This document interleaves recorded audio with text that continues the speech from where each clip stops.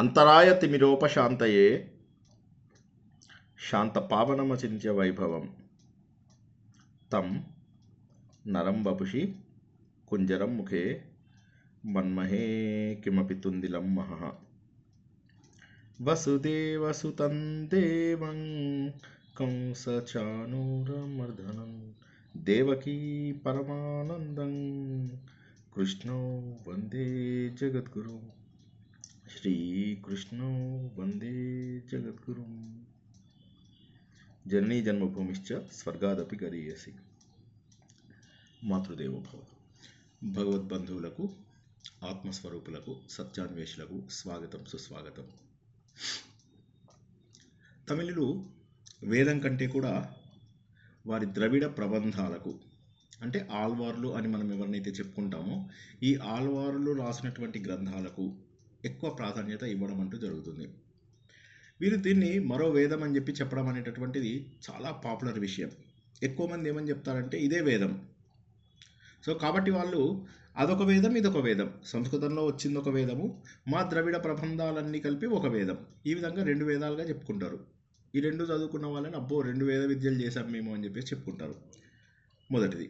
రెండవది ఏంటంటే చాలామంది ద్రవిడులు అసలు పొరపాటున కూడా వేదాలని చదవడానికి ఇష్టపడని వాళ్ళు కూడా చాలామంది ఉంటారు. అంటే వైష్ణవ సాంప్రదాయం ప్రకారము వేదంలను చదవడం అంత పెద్ద కంపల్సరీ ఏం కాదు. ఎందుకంటే వారికి ఉన్నటువంటివి చదువుకుంటే వారు వేదం చదువుకున్న దాంతో సమానం. కాబట్టి వాళ్ళు వేదాన్ని చదవాల్సినటువంటి ఆవశ్యకత వారికి ఉన్నది అని చెప్పి వాళ్ళు అనుకోరు. కాకపోతే మన వేదాలలో ఉన్న విషయాలకి, అంటే మన వేదాలు అంటే వేదాలు ఋగ్వేద, యజుర్వేద, సామవేద, అథర్వణ వేదాలు, ఇందులోపల చివరి భాగాలని ఉపనిషత్తులు అంటారు. ప్రతి వేదంకి చివరి భాగం ఏదైతే ఉంటుందో అది ఉపనిషత్తు. ఆ ఉపనిషత్తులో ఉన్నటువంటిది పూర్తి స్థాయి జ్ఞానం. ఈ జ్ఞానానికి దాదాపు సమానమైనటువంటి ఇన్ఫర్మేషన్ ఇందులో ఉంటుంది అని చెప్పి చెప్పుకోవచ్చు మనం. జ్ఞానానికి సమానమైనటువంటి ఇన్ఫర్మేషన్ తిరుప్పావైలో ఉంది. అంటే తిరుప్పావైలో ఏంటంటే ముందుగా కర్మ. కర్మ అంటే ఏంటి? ప్రతి వ్యక్తి తను చేసేటటువంటి పని ఏదైతే ఉంటుందో దాన్ని కర్మ అంటారు. ఆ కర్మని భక్తితో చేయడమే వైష్ణవ సాంప్రదాయం. మళ్ళొకసారి చెప్తాను. ఏ పనైనా భక్తితో చేయడం. భక్తి అంటే దేవుని కోరికలు కోరుకోవడం భక్తి కాదు. ప్రతి పని కూడా మనను పుట్టించినటువంటి భగవంతుడికి, మనను పోషించుతున్నటువంటి భగవంతుడికి, మనను లయం చేసుకోబోయేటటువంటి భగవంతుడికి అర్పిస్తూ, మళ్ళీ కొత్త శరీరం ఇవ్వాలన్నా లేక భగవంతుడిలో కలిపేసుకుని శరీరము తీసుకోవలసినటువంటి అవసరం లేనటువంటి తత్వానికైనా ఎవరైతే మూల కారణమో ఆ భగవంతుడి పైన అనన్య ప్రేమని భక్తి అంటారు. భక్తి అనగానే మనం దవదవా పూజ చేసేసి, వ్రతం చేసేసేసి ఏదో అయిపోయింది, దేవుడికి మనం భక్తి చూపించుకున్నాము అంటే సరిపోదు. భక్తి అంటే సరైన అర్థం ఏంటంటే అనన్య ప్రేమ. వేరే వాటిని ఇష్టపడకుండా భగవంతుడిని మాత్రమే ఇష్టపడడం. మన పిల్లలు, మన బంధువులు, మన మిత్రులు, వీరందరికంటే కూడా భగవంతుడినే ఇష్టపడము. అటువంటి 30 పాశురాలు ఏవైతే ఉంటాయో ఈ 30 పాశురాలు కూడా మన ప్రయాణాన్ని, అంటే జీవాత్మ యొక్క ప్రయాణాన్ని పరమాత్మ దగ్గరికి తీసుకెళ్లేటటువంటివి అన్నమాట. ఈ 30 పాశురాలు ఇవేంటంటే మన ఐక్యత, మనం ఎక్కడి నుంచి వచ్చామో అక్కడికి వెళ్ళాలి. ఉదాహరణకి నేను నదికి వెళ్ళాను. నదికి వెళ్ళినప్పుడు నా కుండతో నీళ్లు నింపుకున్నాను. తర్వాత ఆ కుండ పగిలిపోయి మళ్ళీ ఆ నీళ్ళన్నీ అందులోపల కలిసిపోయాయి.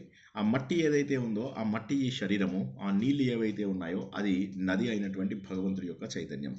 అంటే ఎక్కడ నుంచి వచ్చామో అక్కడికి వెళ్ళాలి. కాబట్టి ఇక్కడ గోపికలు అని ఏదైతే చెబుతోందో ఈవిడ గోపికలు కాదు. ఈవిడ తన ఊహల ద్వారా చెప్తోంది అంతే. ఈవిడ తన ఊహల ద్వారా చెప్తోంది. తన ఊరునే బ్రేపల్లే అనుకుంది. తనను గోపికల్లో ఒకత్తి అనుకున్నది. మిగతా అందరినీ కూడా తీసుకెళ్లే బాధ్యత తన పైననే పెట్టింది. సరైన నియమాలను ఇస్తోంది. భగవంతుడు అయినటువంటి శ్రీకృష్ణుడి దగ్గరికి వెళ్ళాలి. శ్రీకృష్ణుడి దగ్గరికి వెళ్ళాలి అంటే ఒక గురువు కావాలి. ఆ గురువు ఎవరు అంటే వీళ్ళ నాన్నగారు అయినటువంటి నందుడు. వాళ్ళ అమ్మగారు ఎవరైతే ఉన్నారో యశోద, ఆవిడే మంత్రము. వీళ్ళలో ఉన్నటువంటి ప్రేమ ఏదైతే ఉందో అది భగవంతుడి దగ్గరికి చేర్చేటటువంటి తత్వము.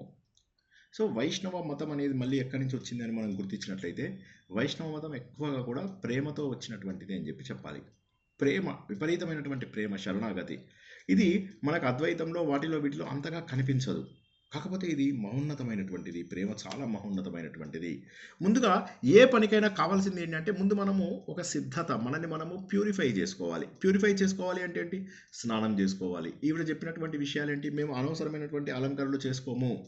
మేము భోగభాగ్యాలు ఇచ్చేటటువంటి వస్తువులని చచ్చినా కూడా తీసుకోము. ఎట్టి పరిస్థితుల లోపల కూడా మేము పవిత్రంగా ఉంటాము. శరీరం.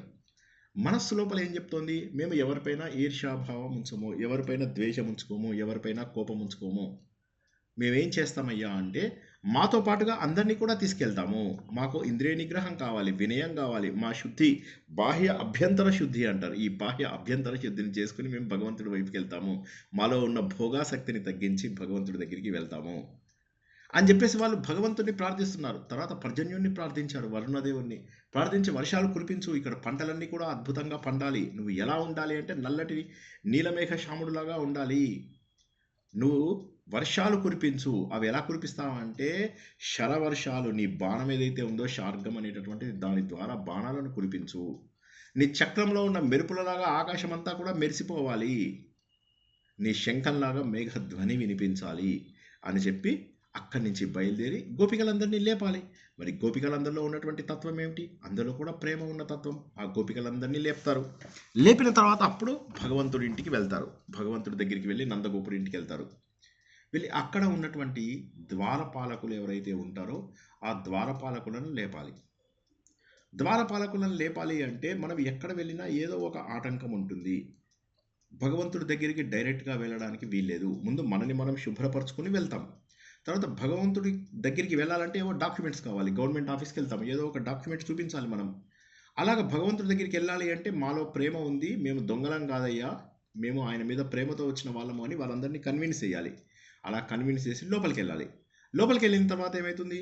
ఒకరి తర్వాత ఒకరు సీనియర్ ఆఫీసర్ దగ్గరికి వెళ్ళాలి అంటే జూనియర్ ఆఫీసర్స్ అందరినీ క్రాస్ అవుతూ వెళ్ళాలి. అలాగా అక్కడ ఉన్నటువంటి అందరి దేవతలను చూసి వెళ్ళాలి. ఇదే మనము దేవాలయాల లోపల చూస్తూ ఉంటాం. దేవాలయాల్లో ఏం చేస్తాం? చుట్టూరా మనకు పరివార దేవతలు కనిపిస్తూ ఉంటారు. ఆ పరివార దేవతలందరూ కనిపించిన తర్వాత అప్పుడు మనము ముఖ్యమైనటువంటి భగవంతుడి దగ్గరికి వెళ్తాము. అందుకే మనకి ఏమంటారంటే 3 ప్రదక్షిణాలు చేయాలి ఏ ఆలయంకి వెళ్ళినా అని చెప్తారు. 3 ప్రదక్షిణాలు అంటే ఒకసారి దేవుడా నాలో తమస్సును పోగొట్టు, ఒకసారి దేవుడా నాలో రజస్సును పోగొట్టు, మూడవసారి సాత్విక గుణం ఏదైతే ఉందో దీనికి కూడా అతీతంగా ఉన్న నిన్ను చూడగలిగే అవకాశం నాకు కలిగింది అని 3 ప్రదక్షిణాల తర్వాత భగవంతుని చూసి మనము నమస్కరించుకునే అవకాశము, అర్హత మనకు వస్తుంది. కాబట్టి ఈ 3 ప్రదక్షిణాలు చేసే సమయం లోపల మనకు ఉన్నటువంటి పరివార దేవతలందరినీ చూస్తావు. చూసి మా స్వామివి నీవే అని చెప్పేటటువంటి కన్ఫర్మేషన్ కోసం అని చెప్పేసి అందరు దేవతలని పూర్తి చేసి ఆ భగవంతుడి యొక్క లీలలన్నీ కూడా గుర్తు చేసుకుంటూ ఆ భగవంతుడిని దగ్గరికి రా అని చెప్పి అప్పుడు భగవంతుడి దగ్గరికి వెళ్ళి మనకున్నటువంటి కోరికను నివేదిస్తాం. ఆ కోరిక ఎలా ఉండాలి అంటే అది త్యాగంతో ఉన్నటువంటి కోరిక అయి ఉండాలి, కానీ ఏదో మనకు ప్రాపంచిక విషయాలపైన ఉన్నటువంటి కోరిక అవసరం లేదు. అలా చేసినప్పుడు అప్పుడు భగవంతుడి దగ్గరికి వెళ్ళి భగవంతుడు మాకేం కావాలనుకుంటున్నావు? ముందు వెళ్తారు ఆయన దగ్గరికి వీళ్ళందరూ. వెళ్ళేసి మాకు కావాల్సినటువంటిది పూజా ద్రవ్యాలు, ఒక డోలు, తర్వాత ఒక శంఖము, ఇలాంటివన్నీ అడుగుతారనమాట. అడిగితే సరే ఏం చేయాలి అంటే ఇప్పుడు మేము వ్రతం కాదు చేయడానికి వచ్చింది, మా వ్రతం నువ్వే. ఇవన్నీ ఇచ్చావు కానీ మా మనసులో ఉన్న భావనని నువ్వు గుర్తుపెట్టుకోలేకపోయావు. గుర్తించు, మా మనసులో ఉన్నటువంటి భావన ఏంటంటే నువ్వే. కాబట్టి ఓ భగవంతుడా నీ దగ్గరికి మేము చేరాలి, ఇదే మాకు జీవితం యొక్క లక్ష్యము. ఎందుకంటే మన ఇద్దరి మధ్య ఎన్నో జన్మల సంబంధం ఉంది. దాన్ని నవవిధ భక్తులు అని మనం ఏదైతే చెప్తామో నవవిధ సంబంధాలు అంటారు. భగవంతుడికి భక్తుడికి మధ్య ఒక రకమైనటువంటి సంబంధం ఉంటుంది. ఆ సంబంధాన్ని మనము భగవద్గీత లోపల కూడా తెలుసుకోవచ్చు. అర్జునుడు శ్రీకృష్ణుడితో చెప్తూ ఉంటాడు, నేను తప్పులు చేశాను, నన్ను క్షమించాలి నువ్వు ఓ భగవంతుడా. ఎలా క్షమిస్తావంటే ఒక తండ్రి ఒక కొడుకుని క్షమించినట్టుగా, ఒక భర్త ఒక భార్యను క్షమించినట్టుగా, ఒక మిత్రుడు మరొక మిత్రుడిని క్షమించినట్టుగా నువ్వు నన్ను క్షమించాలి అంటాడు. అదేవిధంగా ఇక్కడ అటువంటి సంబంధాలే మనకు భగవంతుడికి ఉన్నాయి. మనము భగవంతుడికి దూరంగా ఉన్నటి వాళ్ళము కాదు. ఈ ఒక్క సత్యాన్ని మనం గుర్తుంచుకోవాలి. ఎప్పుడు కూడా మనం ఏమనుకుంటామంటే మనము భగవంతుడికి దూరంగా ఉన్నటువంటి వాళ్ళము అనుకుంటాం. కానీ నిజం చెప్పాలి అంటే మనం భగవంతుడికి దూరంగా ఉన్నటి వాళ్ళం కాదు. భగవంతుడికి ఎంతో దగ్గరగా ఉన్నటువంటి వాళ్ళం అన్న సంగతిని గుర్తుంచుకోవాలి. భగవంతుడికి దగ్గరగా ఉండడం అంటే ఏంటి అంటే దీన్ని మళ్ళీ ఒకసారి చెప్తున్నాను, గుర్తుంచుకోండి. 9 రకాల బంధాలు మనకు భగవంతుడితో ఉంటాయి. తిరుప్పావైలో మొత్తం మనం నేర్చుకునేది ఏంటి అంటే స్టోరీ చెప్పేశాను మీకు, ఏమీ లేదు. మొదటి 5 ఏవైతే ఉన్నాయో అవి ఉపోద్ఘాతం. ఉపోద్ఘాతం అంటే ఏంటి? మనల్ని మనం ఎలా శుభ్రపరచుకుంటే భగవంతుడి దగ్గరికి వెళ్ళగలుగుతాం. ఎలా శుభ్రపరచుకోవాలి? శారీరకంగాను మానసికంగాను శుభ్రపరచుకోవాలి. అందరి క్షేమము కోరాలి. ఎవరిపైన అసూయ ద్వేషాలు ఉండకూడదు. చక్కటి స్నానాలు చేయాలి. అనవసరమైనటువంటి హంగు ఆర్భాటము శరీర అలంకరణ అవసరం లేదు. భోగాలు ఇచ్చేటటువంటి ఈ ఆహారాలు ఏవి మనకు అవసరం లేదు అని ముందు 5 పాశురాల లోపల నియమాలు తెలుసుకున్నాం. 6 నుంచి 15 వరకు ఏవైతే ఉంటాయో 10 మంది గోపికలను లేపాలి. 10 మంది గోపికలను ఎందుకు లేపాలి అంటే 10 మంది 10 రకాల లక్షణాలు మన లోపల ఉన్నటువంటివి. మన లోపల రకరకాల లక్షణాలు ఉంటాయి. ఈ లక్షణాలు ఏంటంటే పంచ జ్ఞానేంద్రియాలు, పంచ కర్మేంద్రియాలు. మన శరీరంలో ఉన్నటువంటి ఈ 10ంటిని మనము సిద్ధం చేయాలి అని మీనింగ్ అన్నమాట ఇక్కడ. జనరల్‌గా ఏమవుతుందంటే మనం ఏదో స్నానం చేసాము, లోపల కాస్త శుభ్రంగా ఉన్నాము. కానీ ఈ 10 ఇంద్రియాలను నిగ్రహించుకోవడం అనేటటువంటిది చాలా కష్టం.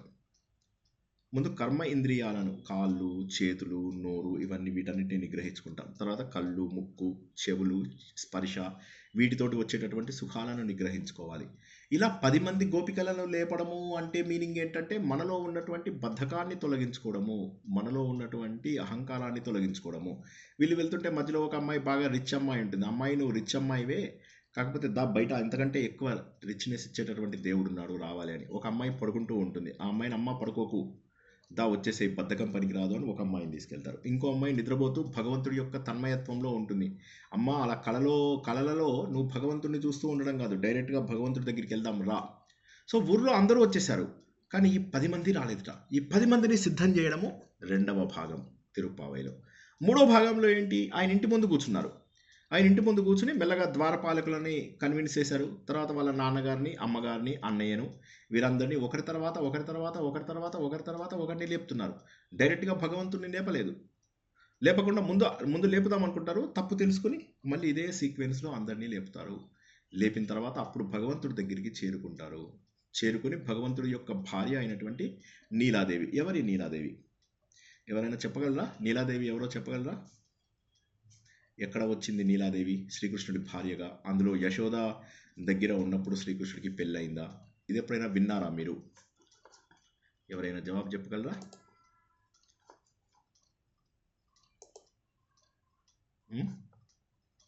నీలాదేవి ఎక్కడి నుంచి వచ్చింది అనే దానికి జవాబు చెప్పగలరా? మధ్యలోపల ఈయనకు భార్య ఎక్కడి నుంచి వచ్చింది? మనకు తెలిసినటువంటి అష్టభార్యలు కాకుండా 16,000 మంది వీళ్ళు కాకుండా ఎక్కడి నుంచి వచ్చారు ఈ నీలాదేవి? ఇదేంటంటే మనకు జనరల్‌గా మనకున్న పురాణాలలో కాకుండా మహాభారతం లోపల ఒక చిన్న భాగం ఉందన్నమాట. దాన్ని ఖిల భాగము అంటారు. ఖిల అంటే తర్వాత జత చేయబడినటువంటిది అని. ఈ తర్వాత జత చేయబడినటువంటి భాగం ఏదైతే ఉందో అందులోపల ఉంది. యశోదకి ఒక అన్నగారు ఉంటారు. కుంభుడో, శుంభుడో ఏదో ఉంటుంది ఆయన పేరు. ఆయన యొక్క కుమార్తె లీలాదేవి. ఈయనకు అక్కడ ఉన్నప్పుడే పెళ్ళైపోయింది అని చెప్పేసి చెప్తారన్నమాట. సో ముందుగా ఆవిడని లేపాలి, తర్వాత ఆయనని లేపాలి, ఆవిడ ద్వారా ఆయనకు చెప్పించాలి. ఆయనకు చెప్పించాలి అంటే ఏంటి? ముందుగా ఎవరైనా కూడా ఒక సాఫ్ట్ కార్నర్ ఉంటుంది ప్రతి వ్యక్తిలో. ఆ సాఫ్ట్ కార్నరు వారి యొక్క అర్ధభాగము. ఆడవాళ్ళు చెప్తే మగవాళ్ళు వింటారు, మగవాళ్ళు చెప్తే ఆడవాళ్ళు వింటారు. ఆ సాఫ్ట్ కార్నర్ ఎక్కడుంది అనేది మనం గుర్తించాలి. ఆ సాఫ్ట్ కార్నర్ ఎక్కడుందో గుర్తించి ఆ సాఫ్ట్ కార్నర్ లోపల మనం సిఫారసు చేయించుకోవాలి. ఇది మనకు నిత్య జీవితంలో చాలాసార్లు జరిగేదే. అప్పుడు అమ్మవారికి కూడా చెప్తారు, అమ్మ నువ్వే మా సాఫ్ట్ కార్నర్, నువ్వే మాకు వచ్చి రికమెండేషన్ చేయాలి. ఆవిడంటుంది నేను కూడా మీలాగనే ఒక గోపికను, నేను కూడా మీతోటే వస్తాను అంటుంది. అందరూ కలిసి శ్రీకృష్ణ భగవానుని మెల్లగా నిద్రలేపుతారు. నిద్రలేపగానే ఆయనని స్తుతిస్తారు. ఇంకా నిద్ర లేచిన తర్వాత ఆయన కళ్ళు నులుముకుంటూ ఒక సింహం కనుక వర్షాకాలం లోపల బయట ఏం జరిగింది అని చెప్పి చూడడానికి వస్తుంది కదా, అలా నిద్రలేచి వచ్చినటువంటి ఆ శ్రీకృష్ణ భగవానుని చూస్తూ కూడా వీళ్ళు చాలా సంతోషపడుతూ ఉంటారు. చాలా సంతోషపడుతూ అప్పుడు ఆయన రాగానే ఆయనను స్తుతిస్తారు. ఆయన చేసినటువంటి లీలలన్నీ చెప్తారు. బాబు నువ్వు అమ్మగారి దగ్గర ఇద్దరు అమ్మల దగ్గర ఉన్నావు. నువ్వు పుట్టగానే ఒక్కసారిగా ముందు దేవకీదేవి దగ్గర ఉన్నావు, తర్వాత యశోద దగ్గరికి వచ్చేసావు. నువ్వు శకటాసురుడిని చంపావు, పూతనని సంహరించావు. నీ పైన ఇటువంటి పనులు చేసినటువంటి నిన్ను చంపాలని కంసుడు ఎంత ప్రయత్నం చేశాడో ఆ ప్రయత్నాలన్నీ కూడా విరమించుకునేలాగా చేశావు. అతను ఏ ప్రయత్నంలోనూ కూడా సక్సెస్ కాలేదు. అంటే నీ యొక్క శక్తి అమోఘమైనటువంటిది. ఇప్పుడు ఒక్కసారి ఆలోచిద్దాం, ఇది ఏంటి అసలు? ఏం చేస్తున్నారు వీళ్ళు? ఎందుకు ఇక్కడ స్తుతించాలి? ఒక విషయం ఆలోచించాలంటే మనకు ఒక స్నేహితుడితో ఒక పని ఉంది. ఇది ప్రత్యేకమైనటువంటిది కాదు, ఇది జరిగిన సంఘటన కూడా కాదు. ఆవిడ తన భావాలన్నింటినీ కూడా ఒక 30 పాశురాలలో పెట్టినటువంటిది. ఎందుకు పెట్టారు ఈవిడ పాశురాలలో ఈ భావనని? ఎందుకంటే ఆవిడ ఆలోచించినదంతా కూడా ఒకటే. గోపికలు ఎప్పుడైతే కాత్యాయని వ్రతం చేసి భగవంతుని అందుకున్నారో నేను కూడా అలా ఎందుకు అందుకోలేను అని చెప్పేసి వారు చేసినటువంటి పని ద్వారా తను అక్కడికి వెళ్ళి వారిని అందుకోవడానికి ప్రయత్నం చేసింది. అలాగా గోపికలందరి ప్రేమ ఏదైతే ఉందో అది అచంచలము అని చెప్పేసి ఆ ప్రయత్నం తను చేసి 30 పాశురాలు రాసింది. రాసి మన కోసం రాసింది. అంటే మనలాంటి వారి కోసము రాసింది. ముఖ్యంగా వైష్ణవ సాంప్రదాయంలో ఉన్న వాళ్ళకి ఎక్కువ ఇది పాటించాలి. అంతేగాని 30 రోజులలో జరిగిన కథ కాదు ఇది. 30 పాశురాలలో ఆవిడ ఇలా జరిగితే బాగుంటుంది అని చెప్పేసి తన ఊహా ప్రపంచం లోపల రాసినటువంటి పాశురం. ఇందులోపల మనం ఏం చేస్తాం జనరల్లీ మనకొకరితో పనుంది. పనుంది అంటే ఏం చేస్తాము? మనలాంటి జనాలను ఒక ముగ్గురు నలుగురిని తీసుకెళ్తాం. కొద్దిగా నా కలెక్టర్ ఆఫీస్‌లో పనుంది. నువ్వొస్తావా? నువ్వొస్తావా? నువ్వొస్తావా? అని. అక్కడికెళ్ళేటప్పుడు మన లోపల పొగరు అణుచుకుంటాం. అక్కడికెళ్ళిన తర్వాత మనము ప్రత్యేకంగా పొగరు అవి పడితే బాగుండదు. ఎందుకంటే మనకు అహంకారం అది ఉన్నట్టయితే కలెక్టర్ ఏమనుకుంటాడు? వీళ్ళకి చాలా అహంకారం ఉంది అనుకుంటాడు. లేకపోతే మధ్యలో దారిలో వాళ్ళు ఎవరైనా ఆపొచ్చు. సెక్యూరిటీ వాళ్ళు ఎవరైనా ఆపొచ్చు. రోడ్డు మీద ఏమన్నా ప్రమాదం జరగచ్చు. కాబట్టి అందరిని కలుపుకొని ఒక 7, 8 మందిని కలుపుకొని తీసుకొని వెళ్తాం. తీసుకుని వెళ్ళిన తర్వాత ఏం చేస్తాము? అక్కడ బయట ఎవరైతే సెక్యూరిటీ వాళ్ళు ఉంటారో వాళ్ళకన్నీ చూపిస్తాము. చూపించిన తర్వాత మెల్లమెల్లగా ఒక్కొక్క జూనియర్ ఆఫీసర్ బతిమలాడుకుంటూ ఫైనల్లీ సీనియర్ ఆఫీసర్ రూమ్లోకి ప్రవేశపెడతాం. సీనియర్ ఆఫీసర్ రూమ్లోకి వెళ్ళిన తర్వాత, సార్ మీరు చాలా మంచివారు సార్, మా ఇంటికి వచ్చారు, నేను ఒకటే కాలేజీలో చదువుకున్నాను, మీరు చదువుకున్న కాలేజీ లోపల నా కొడుకు చదువుకుంటున్నాడు, ఇలా అన్నీ మాట్లాడతాం. సార్ మీ గురించి కాలేజీలో ఇప్పటికీ చెప్పుకుంటారు సార్, మిమ్మల్ని చూసి మేమందరం గర్వంగా ఉన్నాము, మీ పొజిషన్ చూసి పొగుడుతాము. పొగిడిన తర్వాత సరే మీకు ఏం కావాలి అంటారు. అప్పుడు ఆయన అనగానే మాకు కావాల్సినటువంటివి ఇవి అని చెప్పేసి చెప్తాం. చెప్పగానే ఆయన ఏం చేస్తారు? ఒక సంతకం చేసి పంపిస్తారు. తిరుప్పావై అంటే ఇదే తిరుప్పావై. ఆవిడ ఏం చేసిందంటే ఎగ్జాక్ట్లీ ఇదే. కాకపోతే ఒకే ఒక తేడా ఏంటంటే చివరికి ఆయనను పొగుడుతూ, ఆయన మహానుభావాన్ని చేసినటువంటి లీలలు ఇంత అంతా కాదు అని చెప్పేసి ఆయనని పొగుడుతూ చివరికి ఆయనను రకరకాల వస్తువులు అడుగుతారు. మాకు శంఖం కావాలి. ఆయనకు తెలియదా ఇవన్నీ? తెలుసు ఆయనకి. కానీ వీళ్ళు అడిగినవన్నీ ఇస్తుంటాడు. శంఖం కావాలంటే తన పాంచజన్యం ఇచ్చేస్తాడు. పాంచజన్యం అనేది పంచజనుడు అనేటటువంటి రాక్షసుడు యొక్క ఎముకతో తయారు చేసినటువంటిది. ఈయనకు ఒక గురువు గారు ఉంటారు, సాందీపుడు అని. ఆ సాందీపుడు విద్యలు నేర్పించిన తర్వాత 64 రోజుల లోపల వీళ్ళు విద్యలు నేర్చేసుకుంటారు. నేర్చుకున్న తర్వాత గురువు గారిని అడుగుతారు, గురువుగారు మీకు గురుదక్షిణ ఏమి ఇవ్వాలి అని. అంటే ఇట్లా మా కుమారుడు 1 year అయిందయ్యా, ఆయన నీ సముద్రంలోకి వెళ్ళిపోయాడు, ఆ తర్వాత మళ్ళీ కనిపించలేదు, నాకు ఆ కొడుకు కావాలి, వీలవుతే ఇవ్వు అంటాడు. తప్పకుండా అని చెప్పి ప్రయత్నం చేసి కనుక్కుంటారు ఏం జరిగిందని. లోపల ఉన్నటువంటి పంచజనుడు అనే రాక్షసుడు తినేశాడన్న విషయం తెలుస్తుంది. ఆ రాక్షసుడిని చంపుతారు. కానీ ఏమవుతుంది? వీళ్ళ అబ్బాయి మాత్రం దొరకడు. అప్పుడు ఎక్కడున్నాడు వీళ్ళ అబ్బాయి అంటే యమధర్మరాజు దగ్గరికి వెళ్తారు. మాకు వీళ్ళ అబ్బాయి కావాలి. ఆ అబ్బాయి ఎవడైతే ఉన్నాడో ఎలా ఉన్నాడో యాజ్ ఇట్ ఈస్గా 1 year బ్యాక్ అలాగే ఉండాలి ఇప్పుడు అని యమధర్మరాజు వెంటనే అలాగే తీసుకొచ్చి అతన్ని వీళ్ళకి అప్పచెప్తారు, గురువు గారికి ఇస్తారు. అప్పుడు ఈ పంచజనుడు అనే రాక్షసుడి యొక్క ఎముక ఏదైతే మిగిలిందో ఆ ఎముక భాగము తన గురువు గారి యొక్క కుమారుడు పుట్టడానికి ఉపయోగపడింది కాబట్టి తద్వారా అతను పాంచజన్యము అనేటటువంటి శంఖం తయారు చేసుకున్నాడు అనమాట. ఆ శంఖం తయారు చేసుకున్న శంఖాన్ని ఇచ్చేస్తాడు, తీసుకోండి మీకు ఇది కావాలా, దీపం కావాలా, మీ ఆత్మ దీపం కావాలి, మీలో ఆత్మజ్యోతి కావాలి. సో అలాగ తన ఇంట్లో ఉన్న గొప్ప వస్తువులన్నీ ఇచ్చేస్తూ ఉంటాడు. చివరికి వీళ్ళు అంటారు, మేము వచ్చింది వస్తువుల కోసమా? భగవంతుడా, మేము వచ్చినటువంటిది నీ కోసం, నిన్ను ప్రార్థించడం కోసం, నిన్ను ప్రేమించడం కోసం వచ్చాము. మాకు వేరే ఈ ప్రపంచంలో ఉన్నటువంటివి ఏవి కూడా అవసరం లేదు, మాకు కావాల్సినది నువ్వే కావాలి. ఎందుకంటే ఇక్కడ 2 రకాలు, కొద్దిగా అందరూ జాగ్రత్తగా వినండి, గట్టిగా పట్టుకోండి. ఒకటి, మనము దేవుణ్ణి వెతుక్కుంటూ వెళ్ళడం వేరు, దేవుడు మనల్ని ఇష్టపడడం వేరు. ఈ 2 పద్ధతులు అందరూ కూడా గుర్తుంచుకోండి. దేవుడు మనల్ని ఇష్టపడడం అంటే ఏంటి? దేవుడు మనల్ని ఇష్టపడ్డాడు అంటే మన పైన పూర్తి అనుగ్రహం ఇచ్చాడు, పూర్తి కరుణ ఇచ్చాడు. మనము దేవుణ్ణి వెతుక్కోవడం అంటే ఏంటి? కర్మ చేశాము, తర్వాత భక్తి చేశాము, తర్వాత జ్ఞానయోగంలోకి ప్రవేశించాము, తెలుసుకున్నాము. అప్పుడు ఏమవుతుందంటే మన బుద్ధి ఎంతుందో అంతే తెలుసుకోవడానికి వీలవుతుంది. భగవంతుని సంపూర్ణంగా తెలుసుకునేటటువంటి అవకాశం లేదు. ఉదాహరణకి భగవంతుడు 100 అనుకోండి. మనం కష్టపడి మునులు, ఋషులు వీళ్ళందరూ ఏం చేస్తారు? ఇలా కష్టపడి ఒక్కొక్క మెట్టు ఎదుగుతూ 60-70% చేరుకుంటారు భగవంతుని. కానీ ఎప్పుడైతే భగవంతుడే వీళ్ళందరినీ తన హృదయంలోకి తీసుకుంటాడో అప్పుడు వీళ్ళకు 100% కటాక్షం వస్తుంది. ఎవరు గొప్ప? సో తమిళ సాంప్రదాయం ప్రకారము, ద్రవిడ సాంప్రదాయం ప్రకారము ఏది గొప్ప అంటే మనకు పెద్ద జ్ఞానం ఉండి అవుండి గొప్ప కాదు. మనకేంటంటే భగవంతుడి కృప అన్నిటికంటే గొప్పది అంటారు. ఇది ఒక్కటి మళ్ళొకసారి జాగ్రత్తగా వినండి, కొద్దిగా కష్టమైన పాయింట్ ఇది పట్టుకోవడానికి. వినడానికి సులువే అనిపిస్తుంది. మనము కష్టపడి సాధనలు చేసి నానా కష్టాలు పడి జ్ఞానం తెచ్చుకుని, దీన్ని అద్వైతము అంటాను, నేను భగవంతుడు ఒకటే అనేటటువంటి జ్ఞానాన్ని చాలా కష్టంగా తెలుసుకుంటాం. ఇది కొంత కష్టంతో మిగిలినటువంటిది. దానికి చాలా తెలివితేటలు కావాలి. రెండవ మార్గం ఏంటంటే భగవంతుడి కృప ఉంటే అన్నీ వస్తాయి. భగవద్గీత లోపల భగవంతుడు ఏమంటాడు? అనన్య భక్తితో నువ్వు నన్ను కనుక సేవిస్తే నేను నీకు బుద్ధి యోగం నేనే ఇస్తాను అంటాడు. సో ఇప్పుడు ఈ గ్యాంగ్ రెండో ఈ ఆండాల్ అండ్ గ్రూప్ ఎవరైతే ఉన్నారో వీళ్ళ సెకండ్ కేటగిరీకి చెందిన వాళ్ళు. వీళ్ళనంటే భగవంతుడి యొక్క కృపని వీళ్ళు తీసుకోవాలి అని అనుకున్నారు. ఆయన అంటాడు, మీకేం కావాలి? వస్తువులు ఇచ్చాను కదా అంటే, ఇంకా మమ్మల్ని ఎందుకయ్యా ప్రశ్నిస్తున్నావు? మా కులం యొక్క గురువు నువ్వు. మా కులంలో, కులము అంటే గ్రూపు, ఇక్కడ కులం అంటే క్యాస్ట్ కాదు. మా కులంలో ఉన్నటువంటి మహానుభావుడు నువ్వు. మా హృదయంలో ఏముందో నీకు తెలియదా? దీపం అడిగాం, నువ్వు నీ భార్యను నీ ఇంటి దీపాన్ని మాతో తీసుకెళ్ళమన్నావు. ధ్వజం అడిగావు, గరుడ వాహనం. విధానం అడిగావు, ఇక పైన వేసుకునేది ఆదిశేషుల్ని తీసుకోమని చెప్తున్నావు. శంఖం ఇవ్వమన్నాం, పాంచజన్యం తీసుకోమన్నావు. ఇంకా కూడా నీకు అర్థం కాలేదా? మేమేం కావాలనుకుంటున్నామో మాకు అర్థం కాలేదా? మాకు కావాల్సినటువంటిది నువ్వు, నీలో ఐక్యము. మేము అమాయకులము, మాకేమీ తెలియదు. కర్మ తెలియదు, కర్మయోగం తెలియదు, భక్తి యోగం తెలియదు, జ్ఞానయోగం తెలియదు, మాకేమీ తెలియదు. కేవలం నిన్ను ప్రేమించడం తప్ప మాకేమీ వద్దు. దాన్ని ఏమంటారో కూడా తెలియదు. దీన్ని కనీసం మోక్షం అంటారన్నటువంటి విషయం కూడా తెలియదు. మాకేంటో తెలియదు. ఒకవేళ మాకు కనుక జన్మలుంటే మళ్ళీ ఆ జన్మల లోపల కూడా నువ్వే కావాలి మాకు. ఇప్పుడు నువ్వు నాకు దొరికావు, ఇక మేము కొత్తగా ప్రత్యేకంగా చేయవలసినటువంటి వ్రతం ఏమీ లేదు. నీతోటి అనేక జన్మలు, కోట్ల జన్మల పాటు నీతో ఉండగలిగితే చాలు మాకు. అదే ఇంపార్టెంటు. మాకు ఇంకా ఏది కాదు. ఇప్పుడు మేము ఇది చెయ్యాలి, అది చెయ్యాలి అని చెప్పేసి అనుకోవడం లేదు. ఇప్పుడు మాకేంటంటే ఇన్ని రోజుల పాటు మేము ఆహారం మానేసాం. ఇప్పుడు మాకు పొంగలి, తియ్యటి పొంగలి కావాలి మాకు. అంటే భగవంతుడి యొక్క అనుభవంని తియ్యటి పొంగలి అంటాం.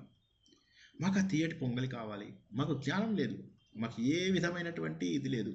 నువ్వు మా కులంలో మా దగ్గరగా పుట్టావు, నీ సాంగత్యం తప్ప మాకేమీ లేదు. భగవంతుడు ఎవరు అంటే ధర్మస్వరూపుడు. భగవంతుని పట్టుకుంటే అన్నీ వచ్చినట్టే. ధరతి ఇది ధర్మ.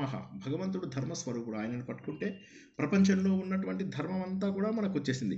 కాబట్టి ఇక మాకు సాధన అంటే భక్తి, జ్ఞానం, రాజయోగం, మెడిటేషన్ ఇవన్నీ మనకు అవసరం లేదు. భగవంతుడిని పట్టుకుంటే ఈ సాధనలన్నీ భగవంతుడి దగ్గర తీసుకెళ్తాయి. కానీ మేమట్లా కాదు. నా ఎదురుగా ఉన్నావు, నిన్ను మేము పట్టుకున్నాం. నువ్వు మాకు జన్మ ఇస్తావా, మోక్షం ఇస్తావా, ఏమిస్తావా అనేది మాకు తెలియదు. మేము నిన్ను అనుసరిస్తూ వస్తున్నాము. నువ్వు మా అసలు హృదయాన్ని అర్థం చేసుకో. నువ్వు ఇన్నాళ్ళు ఏంటంటే పశు కాపరిలాగా పశువుల వెనకాల తిరుగుతూ మా హృదయాలు అర్థం చేసుకునే పరిస్థితిలో లేవు. ఇప్పటికైనా అర్థం చేసుకో మాకేం కావాలో. నిన్ను మేము పూజిస్తున్నాము, నీకు మంగళ శాసనం చేశాము, పొగుడుతున్నాము. మాకు ఏమీ వద్దు. అందులో పొద్దున్నే వచ్చాము నీ దగ్గరికి. ఎందుకంటే ఈ సమయం లోపల ఆలోచనలు ఉండవు. మనకు డే పెరుగుతున్న కొద్దీ ఆలోచనలు పెరుగుతాయి. మార్నింగ్ టైం లోపల ఆలోచనలు ఉండవు. కాబట్టి అటువంటి ఆలోచనలు ఉన్నటువంటి సమయం ఏదైతే సాత్వికమైనటువంటి సమయం ఉందో ఆ సమయం లోపల నీ దగ్గరికి వచ్చాము. నేను గోపికలందరినీ తీసుకొచ్చాను. మా అందరికీ కూడా ఉన్నటువంటిది ఒకటే కోరిక. కాబట్టి ఆ కోరికను నువ్వు తీర్చాల్సినటువంటి బాధ్యత నీకుంది. మాకు కావాల్సినది ఏమిటి అంటే కృష్ణుడు అనేటటువంటి ఫలం కావాలి. మాకు ఇంకా వేరే ఫలితం ఏది వద్దు. ఆ ఫలం ఎక్కడుంటే అక్కడ. సో ఈవిడ ఏం చేసింది, మనం ఏం అర్థం చేసుకోవాలి అనేది చూద్దాం. ముందుగా మొదటిది, ఆవిడేమనుకుంటోంది అంటే గోపికలు ఏ విధంగానైతే భగవంతుణ్ణి అందుకున్నారో అది మొదటి పద్ధతి. రెండవ పద్ధతి ఏంటంటే గోదాదేవి తన పాశురాలలో తన భక్తి అంతా కూడా పెట్టి భగవంతుడికి తనను తాను అర్పించుకుంది. మూడవ కేటగిరీ ఎవరంటే మనలాగా చదువుకుంటున్న వాళ్ళు, వింటున్న వాళ్ళు. వీళ్ళ లోపల అటువంటి భక్తి లేదు, అటువంటి గోపికల్లో ఉన్నటువంటి త్యాగబుద్ధి కూడా లేదు. మరి వాళ్ళ సంగతి ఎట్లాగా? ఇప్పుడు వీళ్ళ దగ్గర ఈ గోదాదేవి తన వెంట తీసుకెళ్తున్న వాళ్ళందరికీ విపరీతమైన భక్తి ఉంది. భగవంతుడు తప్ప వేరేదేది వద్దు అనేటటువంటి భావన ఉంది. మనకు అలా కాదు. మన ఇల్లు కావాలి, మన ఫ్రెండ్స్ కావాలి, మన కార్లు కావాలి, మన బంగ్లాలు కావాలి, మన పిల్లలు కావాలి, అన్నీ కావాలి. ఇది థర్డ్ కేటగిరీ. మరి థర్డ్ కేటగిరీ వాళ్ళకి మోక్షం ఎలా వస్తుంది? మళ్ళొకసారి జాగ్రత్తగా వినండి. ఫస్ట్ కేటగిరీ గోపికలు. వాళ్ళు భగవంతుడు తప్ప ఏమీ వద్దనుకున్నారు. గత వారం తెలుసుకున్నాం. రాసలీల లోపల అందరినీ వదిలేసి వెళ్ళిపోయారు దేవుడి దగ్గరికి. సెకండ్ కేటగిరీ వారందరినీ అనుసరించి గోదాదేవి పాశురాలను రాసి భగవంతుడిలో ఐక్యమైపోయింది. మూడవ కేటగిరీలోకి వెళ్దాం. మూడవ కేటగిరీ మనలాంటి వారు, సామాన్యులు. వీరికి ఇహలోకంలో ఉన్న సుఖాలు కావాలి, సరైనటువంటి దారి తెలియదు, పద్ధతులు తెలియవు. అందుకని గోదాదేవి ఏమంటుందంటే 30 పాశురాలలో వీటిని కనీసం చదివినా చాలు, ఈ పద్ధతిని అనుసరించాల్సినటువంటి అవసరం లేదు. వీటిని కనీసం చదివినా చాలు. వీటిని సరైనటువంటి భావం గుర్తించి భగవంతుడికి దగ్గరైపోతే చాలు. భక్తి అనేటటువంటిది మాకు మనసులో లేవు. భగవంతుని అనుసరించాలని లేదు. కానీ ఇప్పటికైనా కూడా మాకు మోక్షం రావాలి అనేటటువంటి ఒక కోరిక ఉంది. మాకు ఆ ఫలితం కావాలి. మేము ఈ 30 రోజుల పాటు ఈ 30 పాశురాలు చదువుతాం. ఈ కథంతా ఆవిడ ఒక్క రోజులో రాసేసినటువంటిది. రాసేసి భగవంతుడికి దగ్గరైంది. దగ్గరైనప్పుడు మరి భగవంతుడు ఎట్లా ఇస్తాడు? భక్తి లేని వాళ్ళకి, తర్వాత అనన్య భక్తి, ముఖ్యంగా గోపికల విషయంలో అనన్య భక్తి, అది మరి లేని వాళ్ళకి ఎలాగా? ఎవరో వెయిటింగ్ రూమ్లో ఉన్నారు అన్నట్టుగా వస్తుంది. ఒక్క నిమిషం.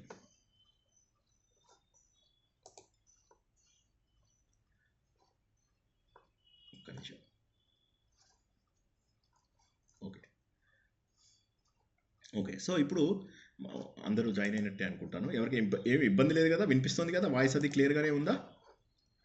కొంతమంది జాయిన్. ఓకే. సో ఇక్కడ మనము గుర్తించాల్సినటువంటిది సత్యం. ఏంటి ఆ సత్యము? మళ్ళొకసారి అందరూ కొద్దిగా జాగ్రత్తగా వినండి. ఇది చాలా చాలా ముఖ్యమైనటువంటిది. మళ్ళీ మొత్తం చెప్తాను, ఒకసారి జాగ్రత్తగా వినండి. ఇది ఎలా స్టార్ట్ అయింది అంటే, గోపికలు కాత్యాయని వ్రతం చేసి భగవంతుని అందుకున్నారు. ఈవిడ ఏదైతే విల్లిపుత్తూరు లోపల ఉన్నారో అక్కడ ఆవిడ ఇదే వేరేపల్లె.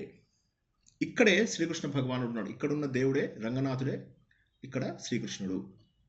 ఈ ఆలయానికి మేము వెళ్ళాలి, ఎందుకంటే భగవంతుడు మా నాన్నగారి ద్వారా తెలుసుకున్నాను, నన్ను కరుణించాడు అని చెప్పేసి ఆవిడ ఏం చేసింది? ఒక చక్కటి కథ అల్లి అదంతా కూడా తనను తాను ఒక గోపికగా భావిస్తూ, తను మిగతా కాలనీలో ఉన్న వాళ్ళందరినీ గోపికలుగా తీసుకెళ్తూ, తన మనసులో ఉన్న భావాలన్నింటినీ కూడా అత్యద్భుతంగా తెలియజేస్తూ భగవంతుడి దగ్గరికి వెళ్ళి కలిసిపోయింది. ఇది రెండవ కేటగిరీ. మరి మూడవ కేటగిరీ మనలాంటి వాళ్ళు. ఈ మనలాంటి వాళ్ళ కోసం ఆవిడ ఏమంది అంటే, 30వ పాశురంలో చూడండి, అంత గోపికలంతా అనన్య భక్తి ఉండకపోవచ్చు. గోపికలని అనుసరించి వెళ్తూ గోదాదేవి భగవంతుడిలో రంగనాథ స్వామి ఆలయం లోపల కలిసిపోయినంత అంత ప్రేమ కూడా ఉండకపోవచ్చు. కానీ కేవలము ఈ పాశురములను అనుసరించడం ద్వారా, చదవడం ద్వారా సరైనటువంటి భావము తెలుసుకోవడం ద్వారా మనం భగవంతుడికి దగ్గర అవ్వచ్చు. భగవంతుని మోక్షం. మరి భగవంతుడు పిచ్చోడా? భావము అంత గోపికలంతా లేకుండా, గోదాదేవి అంత లేకుండా ఎలా ఇస్తాడు? దీనికి పూర్వకాలంలో ఏం చేసేవాళ్ళంటే, ఒక్కొక్కసారి అనుకోకుండా ఆవులకి దూడలు ఉండేవి. ఆ దూడలు ఏమైతాయంటే ఏదో ఒక రోగం వచ్చి అవి చనిపోవడం ఏదో ఒకటి జరిగేది. ఇది చాలా పాపులర్ కథ, మీ అందరికీ తెలిసిందే అనుకుంటున్నాను. దూడ కనుక చనిపోతే ఏం చేయాలి? ఇప్పుడు పాలు ఇవ్వదు అది. కానీ మరి మిగతా అందరికీ పాలు కావాలి, ప్లస్ ఆవుకు కూడా దూడ ఇదైనటువంటి భావం ఉండకూడదు. అందుకని వాళ్ళు ఏం చేస్తారంటే, ఆ దూడ యొక్క శరీరంలో లోపల గుడ్డి కుక్కేసి మంచిగా నీడిల్తోని స్టిచ్ చేసేస్తారు. చాలా చేసి దాన్ని దగ్గర తీసుకెళ్ళగానే అది చూస్తుంది, అది నా కూతురే వచ్చింది అని చెప్పేసి, నా కొడుకే వచ్చాడు అనుకుని చెప్పేసి అది పాలను ఇచ్చేస్తుంది అన్నమాట. అంటే ఇక్కడ నిజమైనటువంటి రక్తం లేదు, నిజమైనటువంటి మాంసం లేదు, నిజమైనటువంటి తల్లి, అమ్మ, అంబా అనేటటువంటి నోరు లేదు. అయినప్పటికీ కూడా ఆ ఆవు పాలనిచ్చింది. అదేవిధంగా ఇక్కడ ఏంటంటే, మీ లోపల, మనందరి లోపల ఎవరైతే గోదాదేవిని అనుసరిస్తున్నారో వారి లోపల రక్తము ఉండకపోవచ్చు, మాంసము ఉండకపోవచ్చు, అంటే భావన ఉండకపోవచ్చు, గోపికలలోనూ గోదాదేవి యొక్క గ్యాంగ్లోనూ ఉన్నటువంటి భక్తి కూడా ఉండకపోవచ్చు. కానీ ఈ పాశురాలను అనుసరిస్తూ వెళ్తే ఫలితం మాత్రం వస్తుంది. అంటే ఇక్కడ ఎలా ఉంది అంటే, తక్కువ శ్రమ ఎక్కువ ఫలితము వచ్చేటటువంటి అవకాశం ఉంది అని చెప్పేసి ఆవిడ 30వ పాశురం లోపల పూర్తి చేస్తుంది అనమాట. ఏమనంటే, బాబు మీరు ఏమీ అనుకోవద్దు, ఇలా ఇంత భక్తి ఉండకపోతే మాకు దొరకడా దేవుడు అని. అందుకే ప్రారంభం లోపల కొంతమంది గోపికలు ప్రశ్నలు అడుగుతారు. ఏమిటి, మేము రావాలా? ఎందుకు రావాలి? మనం పాపాలు చేసాం కదా, పాపాలు చేసిన వాళ్ళని భగవంతుడు యాక్సెప్ట్ చేస్తాడా? మనం చేసిన తప్పులు ఎన్నో ఉన్నాయి, వీటన్నింటినీ భగవంతుడు యాక్సెప్ట్ చేస్తాడా? ప్రేమ అన్నావు భగవంతుడి దగ్గరికి వెళ్తే, కానీ మనలో ప్రేమ లేదు కదా అంటే, అప్పుడు ఆవిడ ఏమంటుందంటే, ఏమీ అక్కర్లేదు, అనన్య భక్తితో వెళ్దాం, మనసులో కల్మషం లేకుండా వెళ్దాం. సో తిరుప్పావై పారాయణము అంటే ఏంటంటే, మనము శుభ్రపరచుకోవడం. పారాయణం అంటే అడ్డగోలుగా పడపడబడ చదివేయడం కాదు.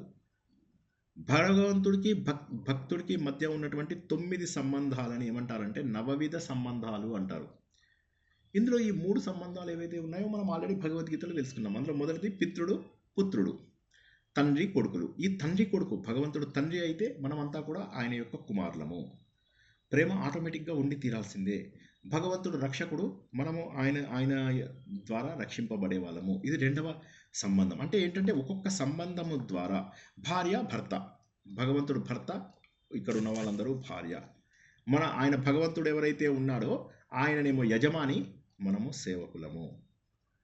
మనము జ్ఞానం తెలుసుకోవాలి అనుకుని కష్టపడుతున్న వాళ్ళము. ఈ జ్ఞానము ఆయననే. జ్ఞానము జ్ఞేయము అంటారు దీన్ని. సో ఆయన ద్వారా మనం జ్ఞానం తెలుసుకుంటాము.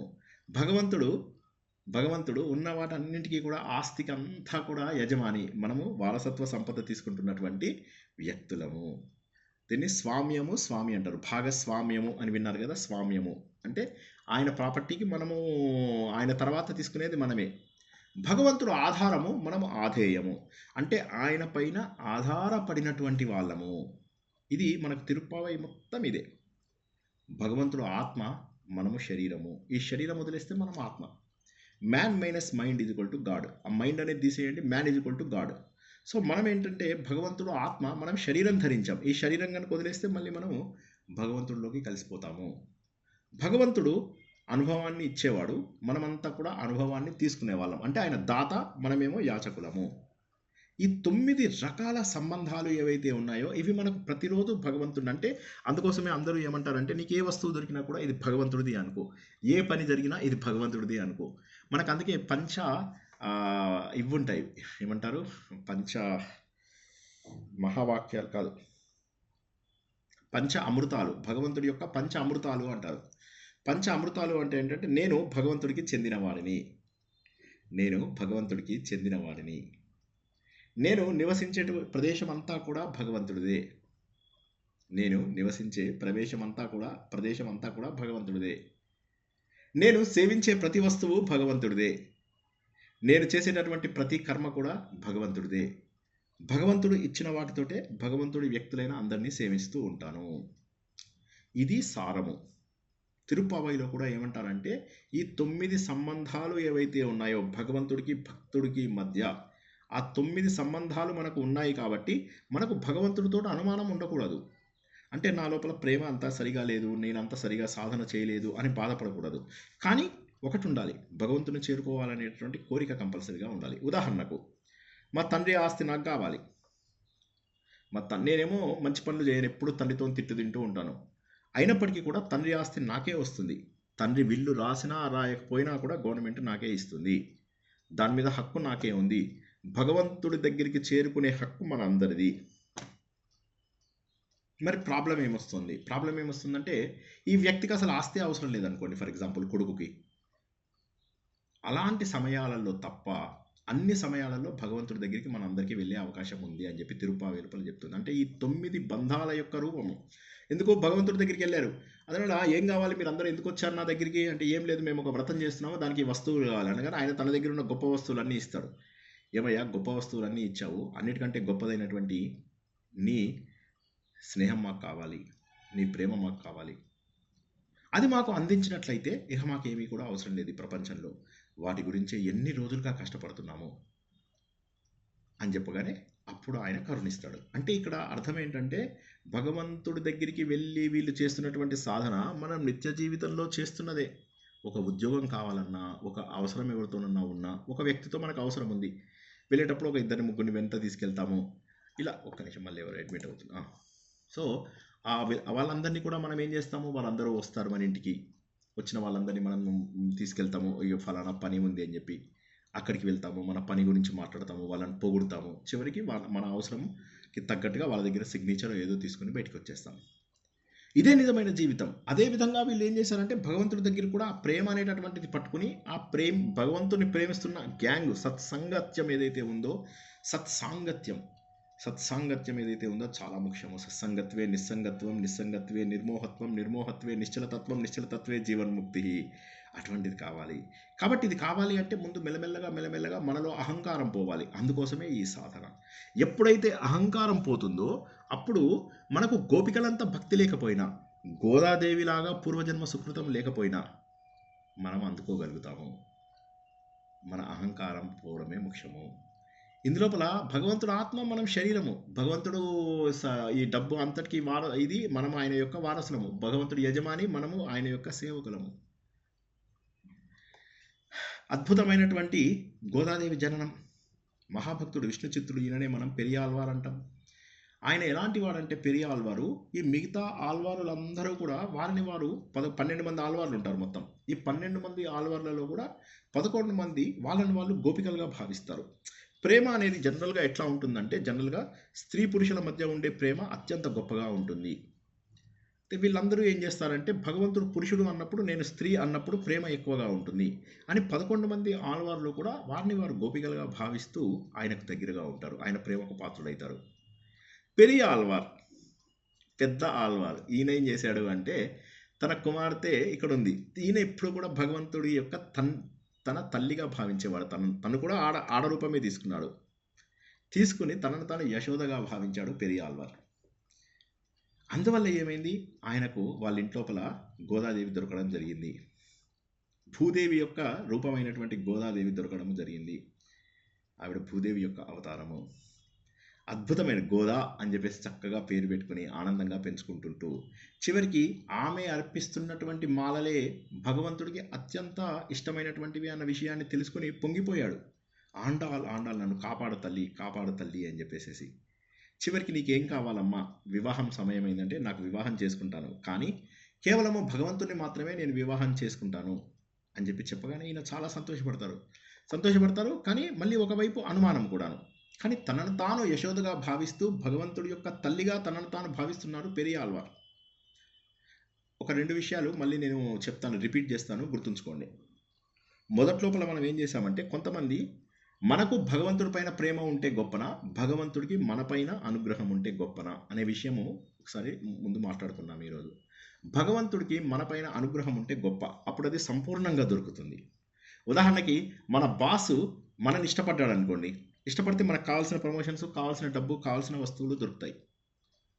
మనం కష్టపడుతూ ఎదుగుతూ మన టాలెంట్ చూపించుకుంటూ వెళ్తే అది కూడా మంచి పద్ధతి. దాంట్లో దొరికేది మనకు 70% దొరికితే భగవంతుడికే మనపైన ప్రేమ ఉందనుకోండి, ఉంటే భయంకరంగా మనకు అన్ని సకల సంపదలు దొరుకుతాయి, 100% దొరుకుతాయి. గోపికలు తర్వాత ఇక్కడ ఈ గోదాదేవి అండ్ టీం ఎవరైతే ఉన్నారో వీరందరూ కూడా ఆ 100% కేటగిరీకి వస్తారు. కష్టపడి సాధన చేయడం మంచిదే, కానీ అందులో ఉన్నటువంటి ఋషులు మునులు కేవలం 70% వస్తారు. ఇది మొదటి పాయింట్ ఇవాళ గుర్తుంచుకోవాల్సింది. రెండో పాయింట్ ఏంటి, స్త్రీ పురుషు సహజంగా ఉండేటటువంటి ఆ ఆకర్షణ ఏదైతే ఉందో దాని ద్వారా ఆళ్వార్లందరూ కూడా వారిని వారు గోపికలు అనుకుని భగవంతుడు ఒక్కడే మగవాడు అనుకున్నారు. ఇప్పటికీ కూడా ఈ థాట్ ప్రాసెస్ తమిళ్లలో చాలా ఉంటుంది. అది తెలుసో తెలియకో మన దగ్గర కూడా వచ్చేసింది. ఇస్కాన్లో అయితే అసలు ఇంకా గోలోకం అని సెపరేట్ ఒక లోకమే పెట్టేసి ఆ లోకం లోపల ఉన్న వాళ్ళందరూ ఆడవాళ్ళే, శ్రీకృష్ణుడు ఒక్కడే మగవాడు. మోక్షం అంటే ఏంటంటే మనమందరము అక్కడికి వెళ్ళిపోయి శ్రీకృష్ణుడితో డ్యాన్సులు చేయడమే మోక్షము అనేటటువంటి భావన దాకా తీసుకెళ్ళిపోయేవారు. గోలోకానికి వెళ్ళిపోతాం మనము అని చెప్పేసి. వాళ్ళకు వైకుంఠము, కైలాసము, మణిద్వీపము, తర్వాత సత్యలోకము వీటన్నిటిని వాళ్ళు లెక్క చేయరు. వాళ్ళు చూసేదల్లా కూడా ఏంటంటే అక్కడ వెళ్ళి మేము కేవలము భగవంతుడు అనేటటువంటి మగవాడు, స్త్రీలు అనే మేమంతా వెళ్ళి అక్కడ కూర్చొని ఆయనతో నృత్యాలు చేస్తూ సంతోషంగా ఉంటాము అనుకుంటారు గోలోకం. అంతగా తమిళులు పెంచేశారు. అయితే ఈ ఆళ్వార్లందరూ కూడా గోపికల్లాగా భావిస్తున్నప్పుడు పెరియ ఆళ్వారు అంటే 12 మందిలో ఒకడు మాత్రము తనను తాను యశోదగా భావించేవాడు. అదృష్టవశాత్తు ఆయన కూతురు కూడా కృష్ణ భక్తురాలు అవ్వడము, రంగనాయకుడిని ఇష్టపడింది. మరి రంగనాయకుడి వైపుకు వెళ్ళాలి, రంగనాయకుడి వైపు, పరమాత్మ వైపుకు వెళ్ళాలి. నువ్వు ఎవరిని పెళ్లి చేసుకుంటావు? నేను భగవంతుడి దగ్గరికి వెళ్తాను అనగానే అప్పుడు ఆవిడ చక్కగా అలంకరించుకుంది. అందరూ ఊర్లో వాళ్ళందరూ వెంట వస్తున్నారు. భగవంతుడికి చేరుకునేటప్పుడు ఏదైతే ఆనందం ఉంటుందో ఆనందం ఆమె ముఖం లోపల ప్రస్ఫుటంగా కనిపిస్తుంది. పూర్తి స్థాయి పెళ్లి కూతురు అలంకరణ, ఎక్కడ చూసినా కూడా మంగళ వాయిద్యాలు, తండ్రి తీసుకెళ్తున్నాడు ఆమెను భగవంతుడి వైపుకి. అంతా కూడా గొప్పగా స్వాగతం చేశారు. ఒక పెళ్లి కూతురులాగా ఆవిడ ఆండాలు చక్కగా పల్లకి దిగి దర్జాగా హోదాగా దిగుతూ ఆయన గర్భాలయంలోకి అలా నడుచుకుంటూ వెళ్ళింది. గర్భాలయంలోకి నడుచుకుంటూ వెళ్ళి శ్రీ రంగనాథ స్వామి యొక్క పాదాల చెంతకు చేరుకుని అక్కడ ఉన్నటువంటి తేజస్సు లోపల లీనమైపోయింది. అందరి కళ్ళ ముందు జరిగినది అంటే జీవాత్మ ఎవరైతే ఉన్నారో గోదా, పరమాత్మ అయినటువంటి రంగనాథుడు అనేటటువంటి శ్రీకృష్ణ పరమాత్మలో కలిసిపోయినటువంటి ఈ దృశ్యాన్ని అక్కడ చూసిన వాళ్ళందరూ కూడా పరవశం చెందారు. అంటే ఒక భక్తి అనేటటువంటిది భగవంతుడి దగ్గరికి మనకు ఎంత తొందరగా తీసుకెళ్తుంది అనేటటువంటి విషయాన్ని మనకు ఇది తెలియజేస్తుంది. చాలా అద్భుతమైనటువంటిది. మనకున్నటువంటి అమూల్యమైన వస్తువును ఆవిడ భగవంతుడికి సమర్పించింది. ప్రేమ, ముందుగా మాలల రూపంలో వచ్చినటువంటి ప్రేమను భగవంతుడికి సమర్పించింది. తర్వాత ఆవిడ ఏం చేసింది, భగవంతుడి పైన మధుర భక్తి, భగవంతుడి యొక్క ప్రేయసిలాగా, అలా అయితే చాలా తొందరగా లొంగతాడు ఆయన అని చివరికి ఆయనలో ఐక్యం అయిపోవడము అంటే ఏంటంటే భక్తి మార్గంలో ఇక చివరి మెట్టు భగవంతుడిలో కలిసిపోవడమే. గోదాదేవి ఏదైతే చేసిందో ఇలా ఒక మార్గము, ఈ మార్గం ద్వారా మనందరినీ కూడా రక్షింపబడము, మనందరం కూడా రక్షింపబడతాము. కృష్ణ, నువ్వు మాకేమిస్తున్నావు, శంఖాలు ఇస్తున్నావు, డప్పులు ఇస్తున్నావు, ధ్వజం ఇస్తున్నావు, అన్నీ ఇస్తున్నావు, చాలా సంతోషం. కాకపోతే మాకు కావాల్సినది ఏంటయ్యా అంటే నీ యొక్క అనుభవం కావాలి. మాకు నీ యొక్క ఆధ్యాత్మిక అనుభవం కావాలి. శత్రువుల గుణాలన్నిటినీ కూడా నువ్వు జయించగలవు. మాలో ఉన్నటువంటి అహంకారం అంతా కూడా పోగొట్టావు, మాలో ఉన్నటువంటి మమకారం అంతా కూడా పోగొట్టావు. కొన్ని జన్మల పాటు నువ్వే కావాలి అనేటటువంటి విషయం మాకు తెలుస్తోంది. మాకు జీవితంలో ఏమీ వద్దు అన్నటువంటి విషయం నీకు తెలుస్తోంది. కావలసినటువంటిది ఏంటి, మాకు నీకు ఉన్నటువంటి సంబంధం 9 రకాల బంధము. ఇది ఇప్పటి బంధం కాదు, ఎప్పటి నుంచో ఉన్నటువంటిది. భగవంతుడికి భక్తుడికి ఉన్నటువంటిది మహోన్నతమైనటువంటి మార్గము. ముందుగా మమ్మల్ని మేము వ్రతాల ద్వారా, నియమాల ద్వారా పరిశుభ్రం చేసుకున్నాం. తర్వాత తోటి భక్తులతో సత్సాంగత్యం చేసుకుంటూ నీ దగ్గరికి వచ్చాం. నిన్ను డైరెక్ట్గా మీ ఇంట్లోకి వచ్చి మీ అందరినీ ఒకరి తర్వాత ఒకరిని ఎవరిని ఎప్పుడు ఎలా లేపాలో అలా లేపుతూ నిన్ను చేరుకున్నాం. చివరికి మా అహంకారాన్ని వదిలి నీ లోపల మేము ఐక్యం అవడానికి ఇష్టపడుతున్నాము. ప్రేమ మార్గం అనేటటువంటిది ఏదైతే ఉందో, భగవంతుణ్ణి ప్రేమ ద్వారా అందుకోవడమే మన నిత్య జీవితం యొక్క పరమార్థము అని చెప్పేసి మేము తెలుసుకున్నాము అని చెప్పేసి అత్యద్భుతమైనటువంటి సారం, అత్యద్భుతమైనటువంటిది. మధ్యలో వెళ్తున్నప్పుడు ఎంతోమంది గోపికలు, ఒక్కొక్క గోపిక ఒక్కొక్క రకంగా ఉంది. వాళ్ళందరివి తగ్గించడం అంటే ఏంటి, మనలో ఉన్న అహంకారాలు. నిజంగా గోపికలను అక్కడ ఆవిడ వెళ్ళి లేపినట్టుగా కాదు, అది కథ రూపంలో మనకు తెలుస్తుంది. ఏమిటి, ఒక్కొక్క గోపికని ఒక్కొక్క రకంగా, ఒక్కొక్క పాశురంలో ఒక్కొక్క అర్థం, నియమాలు, నిబంధనలు, భగవంతుడి పైన మనకు కావలసినటువంటి కోరిక, భగవంతుడి కృప మనపైన వర్షం పడాలి. భగవంతుడిని దర్శించడం ద్వారానే మనకు పాపాలు పోతాయి. మనము అజ్ఞానము అనేటటువంటి నిద్రని పోగొట్టాలి. నిద్ర ఎందుకు, నిద్ర పడుకున్నారు ఒకరు, ఏమమ్మా ఇంకా పడుకుంటున్నావు, మేము బయట అందరము వెయిట్ చేస్తున్నాం, ఆ చప్పుడు నీకు వినిపించడం లేదా, బయట పక్షులన్నీ మాట్లాడుకుంటూ ఉన్నాయి, ఆలయం లోపల శబ్దం వినిపిస్తోంది, హరిహర నామాలతోని శబ్దం వినిపిస్తుంది, శంఖం శబ్దం వినిపిస్తుంది, ఇవన్నీ కూడా నేను నిద్ర లేపటం లేదా, నువ్వు బయటికి రావాలి, మదన చెయ్యి అంటే ఆలోచించు, బయటికి రావాలా లేదా వద్దు. పొద్దునే తెల్లారిపోయింది, పశువులన్నీ కూడా వాటి యొక్క మేత కోసం వెళ్ళిపోయాయి, మేమందరము మీ ఇంటి బయట నిలబడి నిన్ను పిలుస్తున్నాము అంటే ఏంటంటే జ్ఞానోదయం ఇప్పటికైనా నా లోపల కలగాలి ఓ భగవంతుడా, నా లోపల జ్ఞానం ఉదయించాలి. మళ్ళీ చెప్తున్నారు, నువ్వు బాగా పడుకున్నావు, రిచ్ గర్ల్, చాలా డబ్బున్నదానివమ్మ, నువ్వు చాలా సంతోషంగా పడుకున్నావు, కానీ వీటన్నిటికంటే కూడా గొప్పదైనటువంటి భగవంతుడి యొక్క జ్ఞానం ఉంది. ఆ భగవంతుడు ఆనందం లోపల మనము పారవశ్యం చెందాలి. ఆ పారవశ్యం చెందుతున్నప్పుడు మిగతా వాళ్ళని మర్చిపోకూడదు, తామస గుణాన్ని వదలాలి, అహంకారాన్ని వదిలి అందరినీ కలవాలి. భగవంతుడి యొక్క అనుభవాన్ని నువ్వు ఒక్కదానివి పొందితే సరిపోదు, అందరితోని పంచుకోవాలి. ఇక్కడ మనకు మిగతా అంటే ఈ తమిళ సాహిత్యానికి మిగతా సాహిత్యానికి తేడా జనరల్గా ఏమవుతుందంటే, మనకు ఆత్మజ్ఞానం వచ్చిన వాళ్ళు అందరితోని కలవాల్సిన అవసరం లేదు, కలిసినా కూడా అందరి పరిణతి ఒక రకంగా ఉండదు. కాబట్టి ఏంటంటే జ్ఞానయోగులు అందరితోటి ప్రేమగా ఉంటారు, అందరితోటి బాగుంటారు, కానీ గుంపు గోవిందాలు చేయరు. కానీ ఇక్కడ మనకు ద్రవిడ ప్రబంధాలు ఏం చెప్తాయంటే మంచి జనాలతోని కలిసి తిరగడం అనేటటువంటిది చాలా ముఖ్యము, భగవంతుడి యొక్క అనుభవాన్ని అందరితో పంచుకోవాలి అని. ఎందుకు ఈ తేడా ఎందుకు వచ్చింది, జ్ఞానయోగుల ఇదేంటంటే వివేకం ద్వారా, ఆలోచన ద్వారా జ్ఞానాన్ని పెంచుకుంటారు, తెలివితేటల్ని పెంచుకుంటారు. కానీ భక్తుల అమాయకులు, వీళ్ళు ఏమంటారు, మేము ఇక్కడ పల్లెటూరులో పెరిగిన అమ్మాయిలు, మాకేం తెలుసు, కేవలం నువ్వు కావాలనే ఒక విషయం తప్ప మాకేమీ తెలియదు. మాలాంటి కొంతమందిని తీసుకుని నీ ఇంటికి వచ్చాం, నువ్వేం చేస్తావు, పాల ముంచినా నీట ముంచినా నీదే బాధ. పూర్తి స్థాయి శరణాగతి, అది అక్కడ తేడా. అక్కడ జ్ఞాన మార్గానికి ఇక్కడ ఉన్నటువంటి ఈ మార్గానికి చాలా తేడా ఉంది. ఇది భక్తి. అండ్ గమ్మత్ ఏంటంటే, మనం ఇంతకుముందు చెప్పినట్టుగా తమిళులు వేదాలను ఎక్కువగా ఇది చేయరు, కానీ వాళ్ళు ఒప్పుకుంటారు, వేదాలు ఉన్నాయని ఒప్పుకుంటారు. ద్రవిడ ప్రబంధాలకు పెద్దపీట వేస్తారు వాళ్ళు. దీన్ని వేదంతో సమానము, వేదం కంటే ఉన్నతము అంటారు. 2 చదువుకున్న వాళ్ళని 2 వేదాలు చదివిన వాళ్ళు అని చెప్పి అనుకుంటారు వాళ్ళు. అయితే ఈ తమిళ ప్రబంధాలలో కూడా మన వేదాలలో, ఉపనిషత్తులలో చెప్పినటువంటి మాటలని బలపరిచేవి చాలా ఉంటాయి. ప్రతి పాశురము కూడా ఒక మాటని బలపరుస్తూ ఉంటుంది, భగవంతుడి యొక్క మాటని బలపరుస్తూ ఉంటుంది. అలా ప్రయాణం చేస్తూ ఉంటారు భగవంతుడి వైపుకి. సత్సాంగత్యం కోసం ఒకరు కుంభకర్ణుడిలాగా పడుకుంటూ ఉంటారు. ఎంతవరకు పడుకున్నావు, ఎందుకు కుంభకర్ణుడు తన నిద్రంతా నీకే ఇచ్చాడా, లేవాలి రావాలి అని చెప్పేసి వాళ్ళ లోపల ఉన్నటువంటి తమస్సును పోగొడతారు. అది నిజంగా నిద్రనా లేక భగవంతుడితో దొరికినటువంటి తన్మయత్వమా అది కూడా తెలియదు. కొంతమంది ఏం చేస్తున్నారు, వంశపారంపర్యంగా బాగా డబ్బు వచ్చింది వాళ్ళకి. మీ ఇంట్లో ఎంత డబ్బు ఉందో తెలుసా? ఫుల్ డబ్బు ఉంది. కాకపోతే గుర్తుంచుకో, మన అందరము కలిసి సా ముందుకు వెళ్ళాలనుకుంటున్నాం. ఇవన్నీ పంచుకుంటూ ముందుకెళ్ళాలి. కాబట్టి భక్తి అనేటటువంటిది నీకు ఫ్యామిలీలో కొంతమందికి వస్తుంది. అయినప్పటికీ కూడా సాధనలో ఎప్పుడు మెలకువగా ఉండాలి. కానీ నువ్వు పడుకొని ఉంటే కుదరదు. రా కంప్లీట్గా భగవంతుడు జ్ఞానంలో ఉండేసి నువ్వు ప్రాపంచిక విషయాలు మర్చిపోవాలని కూడా కాదు.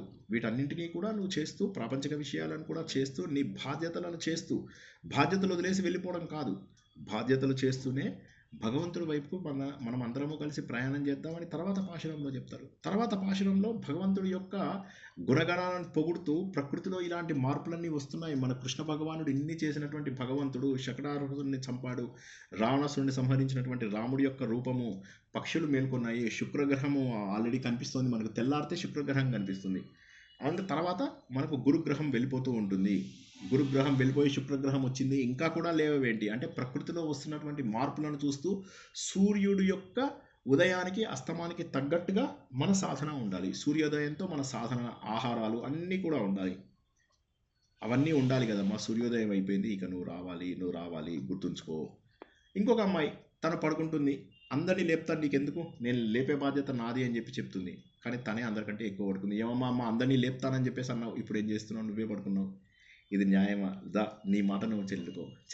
ఇంకొక ఆమె ఏం చేస్తుంది, అయ్యయ్యో నేను తప్పు చేశాను, ఏంటమ్మా వచ్చేసారు, అయ్యయ్యో సారీ నేను వద్దాం అనుకున్నాను, ఇంట్లో కొద్దిగా పని పడింది వచ్చేస్తున్నాను అని చెప్పేసి, అలా నన్ను క్షమించండి అని చెప్పేసి, లేదు నువ్వు మంచిదానివి కాబట్టి క్షమాపణలు కోరుకుంటున్నావు. నీ లోపల వినయము, విధేయత ఏవైతే ఉన్నాయో అవి సాత్వికమైనటువంటివి. తప్పకుండా అందరము కలిసి మనం ముందుకెళ్దాం, నందగోపుని లేపుదాం అని చెప్పేసి మళ్ళీ డైరెక్ట్గా నందగోపం వెళ్ళేటటువంటిది కాదు. ఎందుకంటే 10 మంది 10 రకాలు.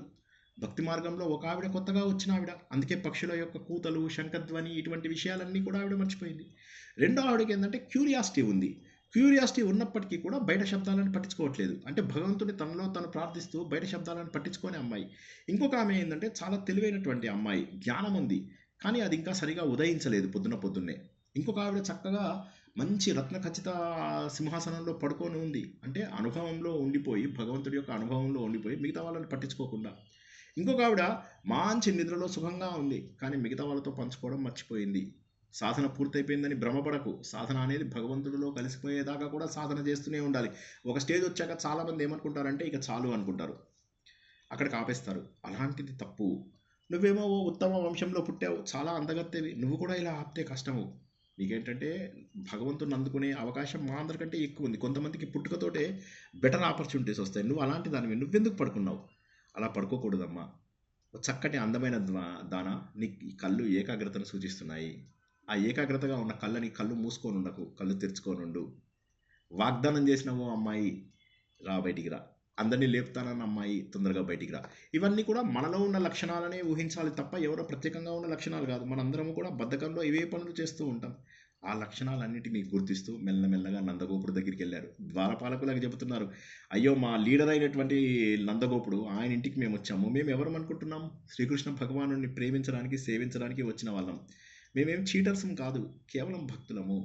అదిగాక ఈ వ్రతం చేసుకుంటే మా ఇంటికి రండి, పొద్దున్న అందరికీ ఆ ఐటమ్స్ ఇస్తానని ఆయనే చెప్పాడు. ఈ యజ్ఞానికి కావాల్సిన వస్తువులన్నీ మేము మా వ్రతానికి కావాల్సిన వస్తువులన్నీ ఇక్కడ మనకేమంటున్నారంటే వీళ్ళందరినీ నిద్రలేపారు, కానీ ద్వారపాలకులని, క్షేత్రపాలకులని నిద్రలేపలేదు. వారు ఎప్పుడు మెలకుగానే ఉంటారు అని ఇక్కడ అర్థం అన్నమాట. వారిని లేపిన తర్వాత ఏమైంది, కుటుంబ సభ్యులని మెల్లమెల్లగా నందగోపుడు, యశోద, కృష్ణుడు, బలరాముడు వీళ్ళని లేపినప్పుడు ఏమవుతుంది, అందరినీ రావాలి, ఓ గోకులానికి నువ్వు దీపం లాంటి దానివి తల్లి, నువ్వులే. ఓ శ్రీకృష్ణ, ఆకాశాన్ని కూడా చీల్చేటటువంటి శక్తి ఉన్నటువంటి వాడివి నువ్వు. ఎప్పుడు కూడా జనరల్గా నిద్ర లేపేటప్పుడు ఏంటంటే ప్రశాంతమైనటువంటి మాటలతోటి నిద్ర లేపాలి. పూర్వకాలంలో ఏమయ్యేదంటే రాజులందరినీ కూడా అందరూ అలాగే ప్రశాంతంగా నిద్ర లేపేవాళ్ళు అనమాట. రాజా నువ్వు ఇలాంటి వాడివి, రాజా నువ్వు అలాంటి వాడివి, నువ్వు ఇది చేసావు, నువ్వు అది చేసావు అని రాజును పొగుడుతూ లేపుతూ ఉంటే ప్రశాంత చిత్తుడై లేస్తాడనమాట.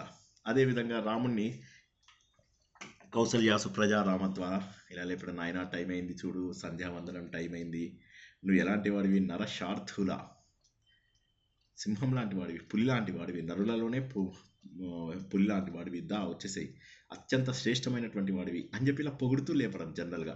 సో ఏమవుతుందంటే భగవంతుడి దగ్గరికి వెళ్ళాలి అంటే పరివారాలని, తల్లిదండ్రుల్ని, వీరందరినీ కూడా గౌరవిస్తూ వెళ్ళాలి. మెల్లమెల్లగా వెళ్తూ తర్వాత నీలాదేవిని, అమ్మ నువ్వు కూడా రావాలి, నువ్వు మంచి నందగోపుడి యొక్క కోడలివి, నువ్వు రావాలి తల్లి, నువ్వు కనుక రికమెండేషన్ చేస్తే మాకు ఆయన తొందరగా లొంగుతాడు. కృష్ణుడు అద్భుతంగా పడుకుని ఉన్నాడు. చక్కగా ఒక్కసారి నువ్వు భార్య దగ్గర ఆనందంగా పడుకున్నావు శ్రీకృష్ణ, ఒకసారి కళ్ళు తెరిచి నీ కోసం వచ్చిన మమ్మల్ని అందరినీ కూడా చూడవా.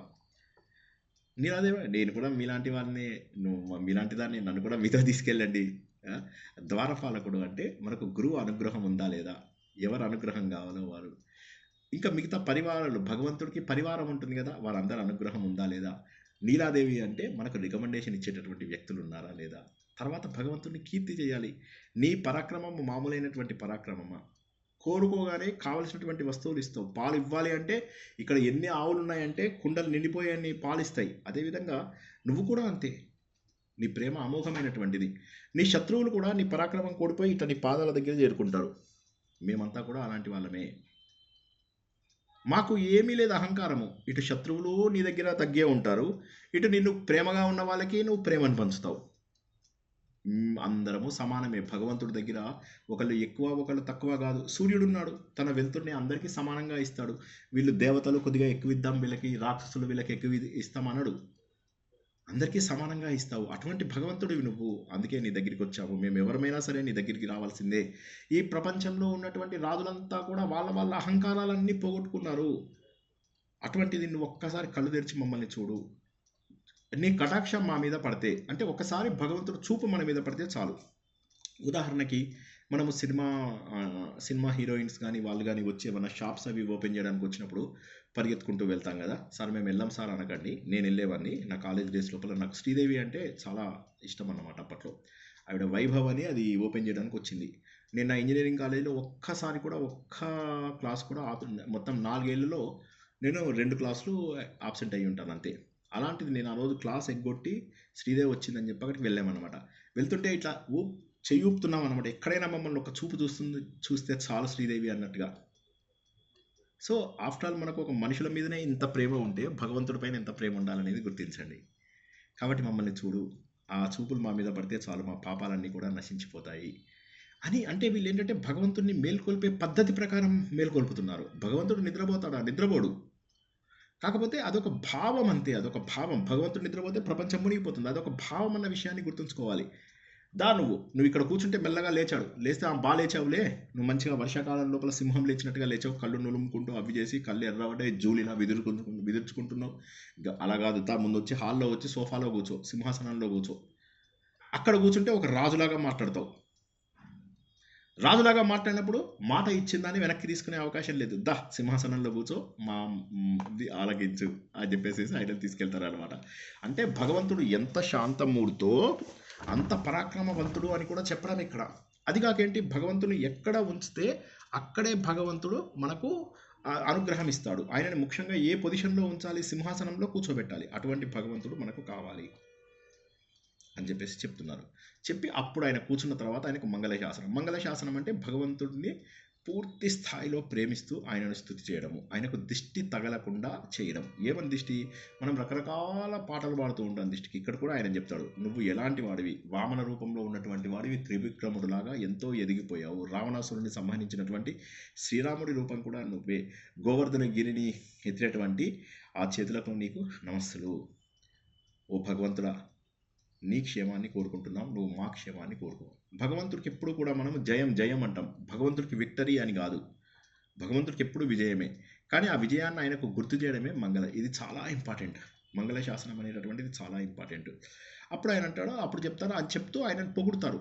నీ జననం ఎలాంటిది, మహా గొప్ప జననం. ఒకేసారి అక్కడ పుట్టావు, తర్వాత మెల్లలే వెంటనే వచ్చేసి నందవ్రజంకి వచ్చావు, 2 తల్లుల ముద్దుల కుమారుడవయ్యా నువ్వు అని చెప్పేసి ఈ పాశురాలన్నింటి లోపల భక్త వాత్సల్యం, భగవంతుడి కోసం ఎదురుచూపులు. ఎలాంటి ఎదురుచూపులు ఉన్నాయి, ఎదురుచూపులు. భగవంతుడు కనిపించడం, వెంటనే భగవంతుడిని చూడగానే ఆనందంతో తట్టుకోలేక అలా ప్రేమతో ఆయనను స్తుతించడం. మా కష్టాన్ని నువ్వు ఎలా తొలగించావు ఇప్పటి వరకు శ్రీకృష్ణ అని కూడా చెప్పడం. అన్నీ కూడా ఆయన యొక్క ప్రేమని, ఆయన యొక్క లీలల్ని గుర్తు చేసుకుంటూ భగవంతుడికి దగ్గరవడం. తర్వాత మాకేం కావాలి? శ్రీకృష్ణుడు అంటాడు, సరే వచ్చారు కదా, ఏం కావాలి? ఓ భగవాన్, మాకు శంఖాలు కావాలి, పెద్ద పెద్ద భేరీలు కావాలి, మంగళ గీతాలు పాడేవాళ్ళు కావాలి, మంచి దీపాలు కావాలి, ధ్వజం కావాలి, పైన పట్టే వితానం, వితానం అంటే ఈ బట్ట, ఆ బట్టలు కావాలి. ఇవన్నీ వస్తువులంటే వస్తువులని కాదు ఇక్కడ. శంఖం అంటే ఓంకారనాదం, దీపం అంటే మన మన హృదయంలో ఉన్నటువంటి జ్ఞానం. ఇది వాళ్ళ అమాయకులు కాబట్టి వాళ్ళు ఇవి అడిగినట్టుగా అడిగారు అంతే వాళ్ళు. కానీ దీంట్లోపల డీప్ మీనింగ్ ఏంటి అంటే, వాళ్ళు అడుగుతున్నవన్నీ కూడా భగవంతుడు డైరెక్ట్ మాటల్లాగా తీసుకోలేదు. ఒక్క మాట చెప్పాలి మీకు, ఇది మీకు అర్థమైతే అర్థం చేసుకోండి, లేకపోతే వదిలేయండి. ధ్వని కావ్యాలు అని ఉంటాయన్నమాట. ధ్వన్యాలోకం అని ఒక సంస్కృత ఇది కూడా ఉందన్నమాట. జనరల్గా ఏంటంటే ఏదైనా కూడా మాటకు డైరెక్ట్ మీనింగ్ ఉండదు, రెండో మీనింగు మూడో మీనింగు కూడా ఉంటాయన్నమాట. అంటే అంతర్లీనమైనటువంటి గొప్ప గొప్ప అర్థాలు కూడా వస్తాయి, దాన్ని ధ్వని అంటారు. ఉదాహరణకి నాకు స్టోరీలు చెప్పడం అవి పెద్దగా ఇష్టం ఉండదు, తత్వమే ఇష్టం నాకు. మా స్టూడెంట్స్ అందరూ కూడా కథలు అవి ఉన్నటువంటి భాగవతం చెప్పమంటున్నారు అని చెప్పి మా ఆవిడని వెళ్ళి అడిగాను నేను. స్టోరీలు చెప్పమంటున్నారు, స్టోరీలు ఎలా చెప్తాను అన్న. మా వైఫ్ అని, నీకేంలే స్టోరీలు బాగానే చెప్తావు అంది. అందులోపల ధ్వని ఉంది. డైరెక్ట్ మీనింగ్ ఏంటి? నువ్వు స్టోరీలు బాగా చెప్తావు అని. రెండోది నువ్వు కథలు బాగా చెప్తావులే అని ఇంకొక మీనింగ్ అనమాట. సో అది ధ్వని అంటే రెండవ అర్థం. ఇక్కడ కూడా అదే అనమాట. నాకు నువ్వు ఈ శంఖం ఇవ్వు అంటే ఆయన పాంచజన్యం ఇచ్చేస్తాడు, కానీ అది కాదు అక్కడ. ఓంకారం. ఓంకారం అంటే ఏంటి? ఇది వేదం అయితే ఇది ఓంకారం. ఓంకారాన్ని ఎక్స్పాండ్ చెయ్యు, వేదం. వేదంని కంప్రెస్ చెయ్యి, ఓంకారం. అది ఇవ్వవయ్యా మాకు.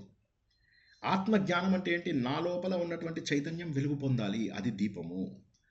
ధ్వజం అంటే ఏంటి? భగవంతుడి యొక్క కీర్తిని నేను ఇలా పట్టుకొని వెళ్ళాలి. ఇప్పుడు మనం ఏదైనా ఇలా చెల్లవరకొని జై బోలో భారత్ మాతాకి అని ఇలా వెళ్తూ ఉంటాం, అది ధ్వజము, భగవంతుడి యొక్క కీర్తి.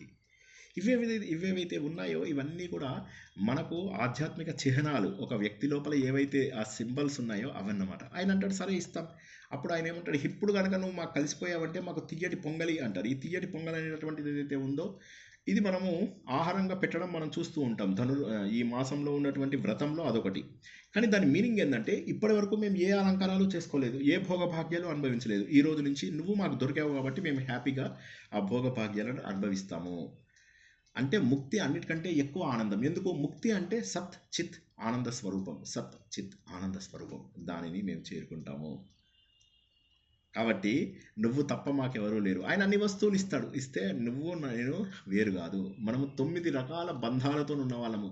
తండ్రి, తల్లి, భార్య, భర్త, స్నేహితులు, జ్ఞానము, జ్ఞేయము, యజమాని, సేవకుడు, సంపద ఉన్నవాడు, సంపదను స్వీకరించేవాడు, దానమిచ్చేవాడు, స్వీకరించేవాడు, ఇలాంటి 9 రకాల సంబంధాలు మనకున్నాయి. ఆ సంబంధాలతో ఉన్నటువంటి మమ్మల్ని ఇక్కడి నుంచి వెళ్ళిపోమంటే న్యాయమా భగవంతుడా? ఇది న్యాయం కాదు. అమోఘమైనటువంటి ఆ సంబంధాలను నువ్వు గుర్తించి మేము ఎందుకోసం వచ్చామో ఇక్కడ తెలుసుకో. నేను వ్రతం చేయాల్సినటువంటి అవసరం లేదు. వ్రతం చేయడం, మేము ఇవన్నీ తీసుకెళ్ళి ఇప్పుడు బయట పోయి వ్రతం చేస్తామా? చెయ్యము. నేను చూడగానే మా వ్రతాలన్నీ కూడా పూర్తయిపోయాయి. అయిపోయింది, మా వ్రతం అయిపోయింది. మేము అమాయకులం, ఈ అడవుల లోపల వీటి లోపల తిరిగేటటువంటి అమాయకులం. మాకు నీతోటి డైరెక్ట్ సంబంధం ఈ 9 రకాలుగా ఏర్పడితే మాత్రమే మాకు మోక్షం వస్తుంది. కాబట్టి ఎప్పుడైతే అహంకారం ఉంటుందో, నేను వేరు దేవుడు వేరు, ఆ అహంకార భావన పోయినప్పుడు నేనే భగవంతుడిలో భాగమైపోతాను. కాబట్టి అటువంటి మహోన్నతమైనటువంటి ధర్మం ద్వారా వీరందరూ కూడా దగ్గరయ్యారు. కాబట్టి చివరి దాంట్లో ఏం చెప్తుందంటే ఆవిడ 30వ పాశురంలో, మీరంతా కూడా చేయాల్సింది, గోపికలలో ఉన్న భక్తి మనలో ఉందా? లేకపోవచ్చు, వాళ్ళకు పూర్వజన్మ సుకృతం కూడా ఉంది. గోదాదేవి భగవంతు లోపల ఎలా కలిసిపోయిందో ఇందాక తెలుసుకున్నాం. అలా వెళ్ళిపోయింది భగవంతు లోపల, ఆయన పాదాల దగ్గర ఉంది, ఆయనలో కలిసిపోయింది. అది మనకు అవసరం లేకపోవచ్చు.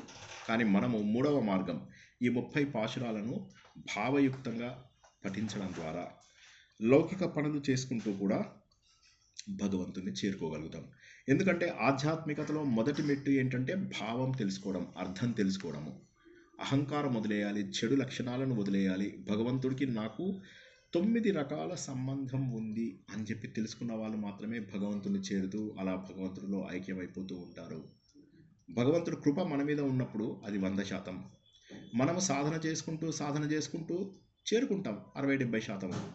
కాబట్టి భగవంతుడు కూడా మనపైన కృప రావడం ముఖ్యం. అందుకే గోపికలకి ఎంత సులభంగా ఆయన లొంగాడు. మనం ఎంత సాధన చేయాల్సి వస్తుంది. వాళ్ళు క్లియర్గా చెప్తున్నారు, మేము అమాయకులము అని. అటువంటి స్థాయికి మనము చేరుకున్నట్లయితే భగవంతుడు అనేవాడు భక్త సులభుడు. భక్త సులభుడు అంటే నేను పూజలు చేస్తాను, పునస్కారాలు చేస్తాను కాదు. భగవంతుడి పైన నాకు ప్రేమ మాత్రం ఉంది. ఎప్పటికైనా నేను చేరుకోవాల్సింది భగవంతుడే. నా లోపల దుర్గుణాలని మెల్లమెల్లగా తగ్గించుకుంటూ నేను సిద్ధమవుతున్నాను. నా లోపల సద్గుణాలను పెంచుకుంటున్నాను.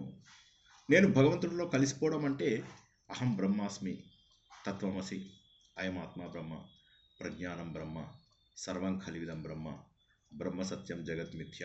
ఇటువంటి వాక్యాలన్నిటికీ సమానమైనటువంటి అర్థం ఏంటి అంటే నేను భగవంతుడిలో కలిసిపోవడము. అది ఎప్పుడు సాధ్యమవుతుంది? నా లోపల గోపికల లాంటి భక్తి పూర్వజన్మ సుకృతం ఉండాలి, గోదాదేవి లాంటి అద్భుతమైనటువంటి తెలివితేటలు, పాండిత్యము అవన్నీ ఉండాలి. లేదా వారిని అనుసరించి వెళ్తే చాలు. నేను ఒక శరీరం లేనటువంటి ఆవు దూడను. ఏ విధంగానైతే ఆవు ఇదే నా కూతురు అనుకుని పాలిచ్చిందో అదేవిధంగా భగవంతుడు మనందరికీ కూడా అటువంటి అమూల్యమైనటువంటి ఫలితాలు ఇస్తాడు. కాబట్టి భగవంతుడికి సంపూర్ణ శరణాగతిని ఇచ్చేటటువంటి వేద సమానమైనటువంటి జ్ఞానానికి సమానమైన భక్తిని మనం తిరుప్పావైలో చూసుకున్నాము. అందుకే తిరుప్పావైని వారు ఏమంటారంటే ఇది వేద సమానము అంటారు. అటువంటి మహోన్నతమైనటువంటి తిరుప్పావైని మనం ఈ 3 వారాలలో సంపూర్ణం చేసుకున్నందుకు నాకు చాలా సంతోషంగా ఉంది. ఆత్మసుఖము వీడిని ఆట కొరకు పాత్ర పోషణ చేసితి సూత్రధారి, విశ్రమించదని పాదం ఆశ్రయించి పరమ కరుణాంతరంగ శ్రీ పాండురంగ. జై శ్రీకృష్ణ. ఈ విధంగా మనము అద్భుతమైనటువంటి బైరన తిరుప్పావైని పూర్తి చేసుకోగలిగాము. ఇందులో మనం ముఖ్యంగా అందరూ గుర్తుంచుకోవాల్సింది ఏంటంటే భక్తి అనేటటువంటిది మనలో ఎంత ఉంది అనే దానిపైననే మన జీవితం అంతా ఆధారపడి ఉంది. ఆ భక్తి మార్గము మనకు అన్నిటికంటే కూడా ముఖ్యం. భక్తి మార్గం ఉన్నవాళ్ళు అన్ని రకాల విషయాలని సాధించగలుగుతారు. శరణాగతి, అమాయకత్వం ఉందా ఏదుందా ఏమీ ఆలోచించకూడదు. ఏది ఉన్నప్పటికీ కూడా భగవంతుణ్ణి చేరుకోవచ్చు. ఈ భగవంతుని చేరుకోవడానికి ఒకే ఒక కోరిక చాలు అని స్టార్టింగ్లో మనకు అర్హత చెప్పింది. అర్హత ఏంటంటే ఇవన్నీ వద్దు, మనకు కావాల్సింది జస్ట్ నేను భగవంతుడితో కలవాలని కోరిక ఉంటే చాలు, ఇక మరేది కూడా వద్దు. కాబట్టి ఆ కోరిక ఒక్కటి కనుక బలంగా మనలో డెవలప్ అవ్వగలిగితే తిరుప్పావై భావాన్ని మనం అర్థం చేసుకున్నట్టే లెక్క. జై శ్రీకృష్ణ. మీ అందరికీ కూడా శ్రద్ధగా విన్నందుకు కృతజ్ఞతలు. ఎవరికైనా ఏమన్నా ప్రశ్నలు ఉంటే అడగండి. కర్మయోగం, భక్తి యోగం, రాజయోగము, ఇందులోపల మనం చాలా పదాలు తెలుసుకున్నాము. జ్ఞానము, ముక్తి, మోక్షము, వీటిలో ఏ ప్రశ్నలు ఉన్నా కూడా అడగండి. జై శ్రీకృష్ణ.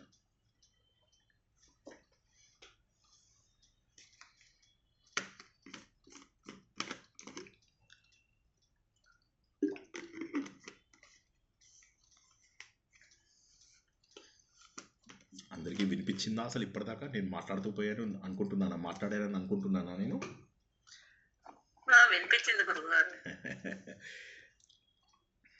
సో ఇది మనకేంటంటే తమిళ ప్రబంధం అయినా కూడా మనం తీసుకోవడానికి కారణం ఏంటంటే ఎక్కువ మంది మన లోపల కూడా అమాయకత్వంతో ఉన్న వాళ్ళు ఉంటారు.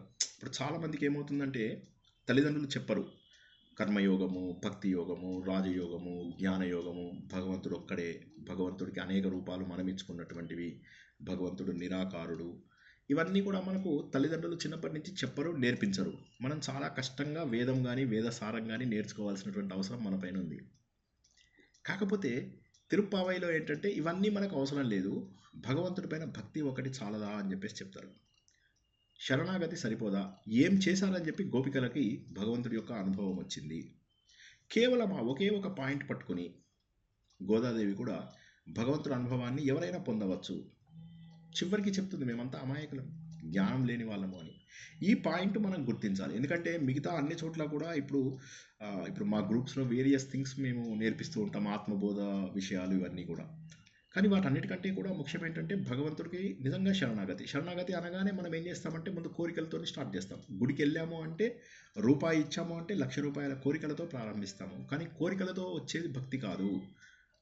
భక్తి అంటే ఏది వద్దు, నాకు భగవంతుడు తప్ప వేరేది వద్దు. చివరికి వాళ్ళు ఏమంటారు భగవంతుడి దగ్గరికి వచ్చి, మాకేం కావాలి, ఈ డప్పులు, ఈ తాళాలు, ఇవి దీపాలు, ఇవన్నీ కాదు మాకు కావాల్సింది, నువ్వు ఎక్కడికి వెళ్ళినా ఎన్ని కోట్ల జన్మలు జరిగినా నీతో పాటు మేము ఉండగలిగేది. అంటే ఇది ఆ భక్తి, ఆ భావం రావడం కష్టం కదా మన లోపల. ఆలోచించండి, ఎందుకు ఆధ్యాత్మిక గ్రంథాలు ఎందుకు చదువుతాం, ఆధ్యాత్మిక విషయాలు ఎందుకు వింటాం? మన లోపల పరిణతి కోసం.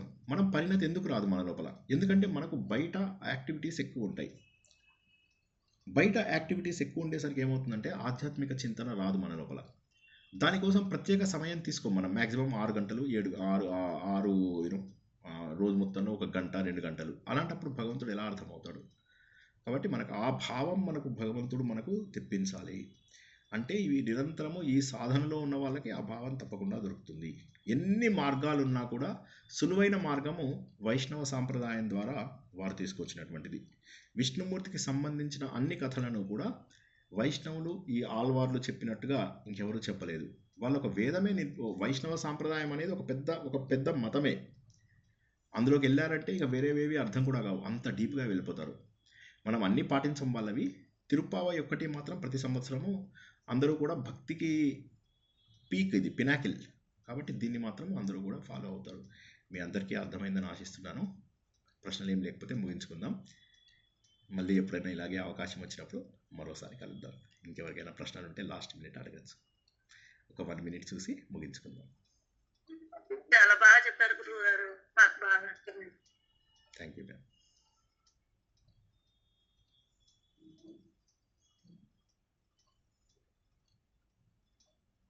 వండర్ఫుల్.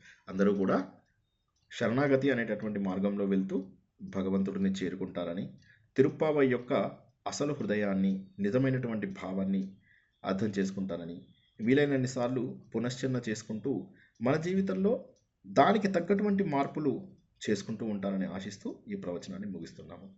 అందరికీ కూడా శుభం కలుగుగాక. శుభం పోయా. జై శ్రీకృష్ణ. శ్రీకృష్ణ.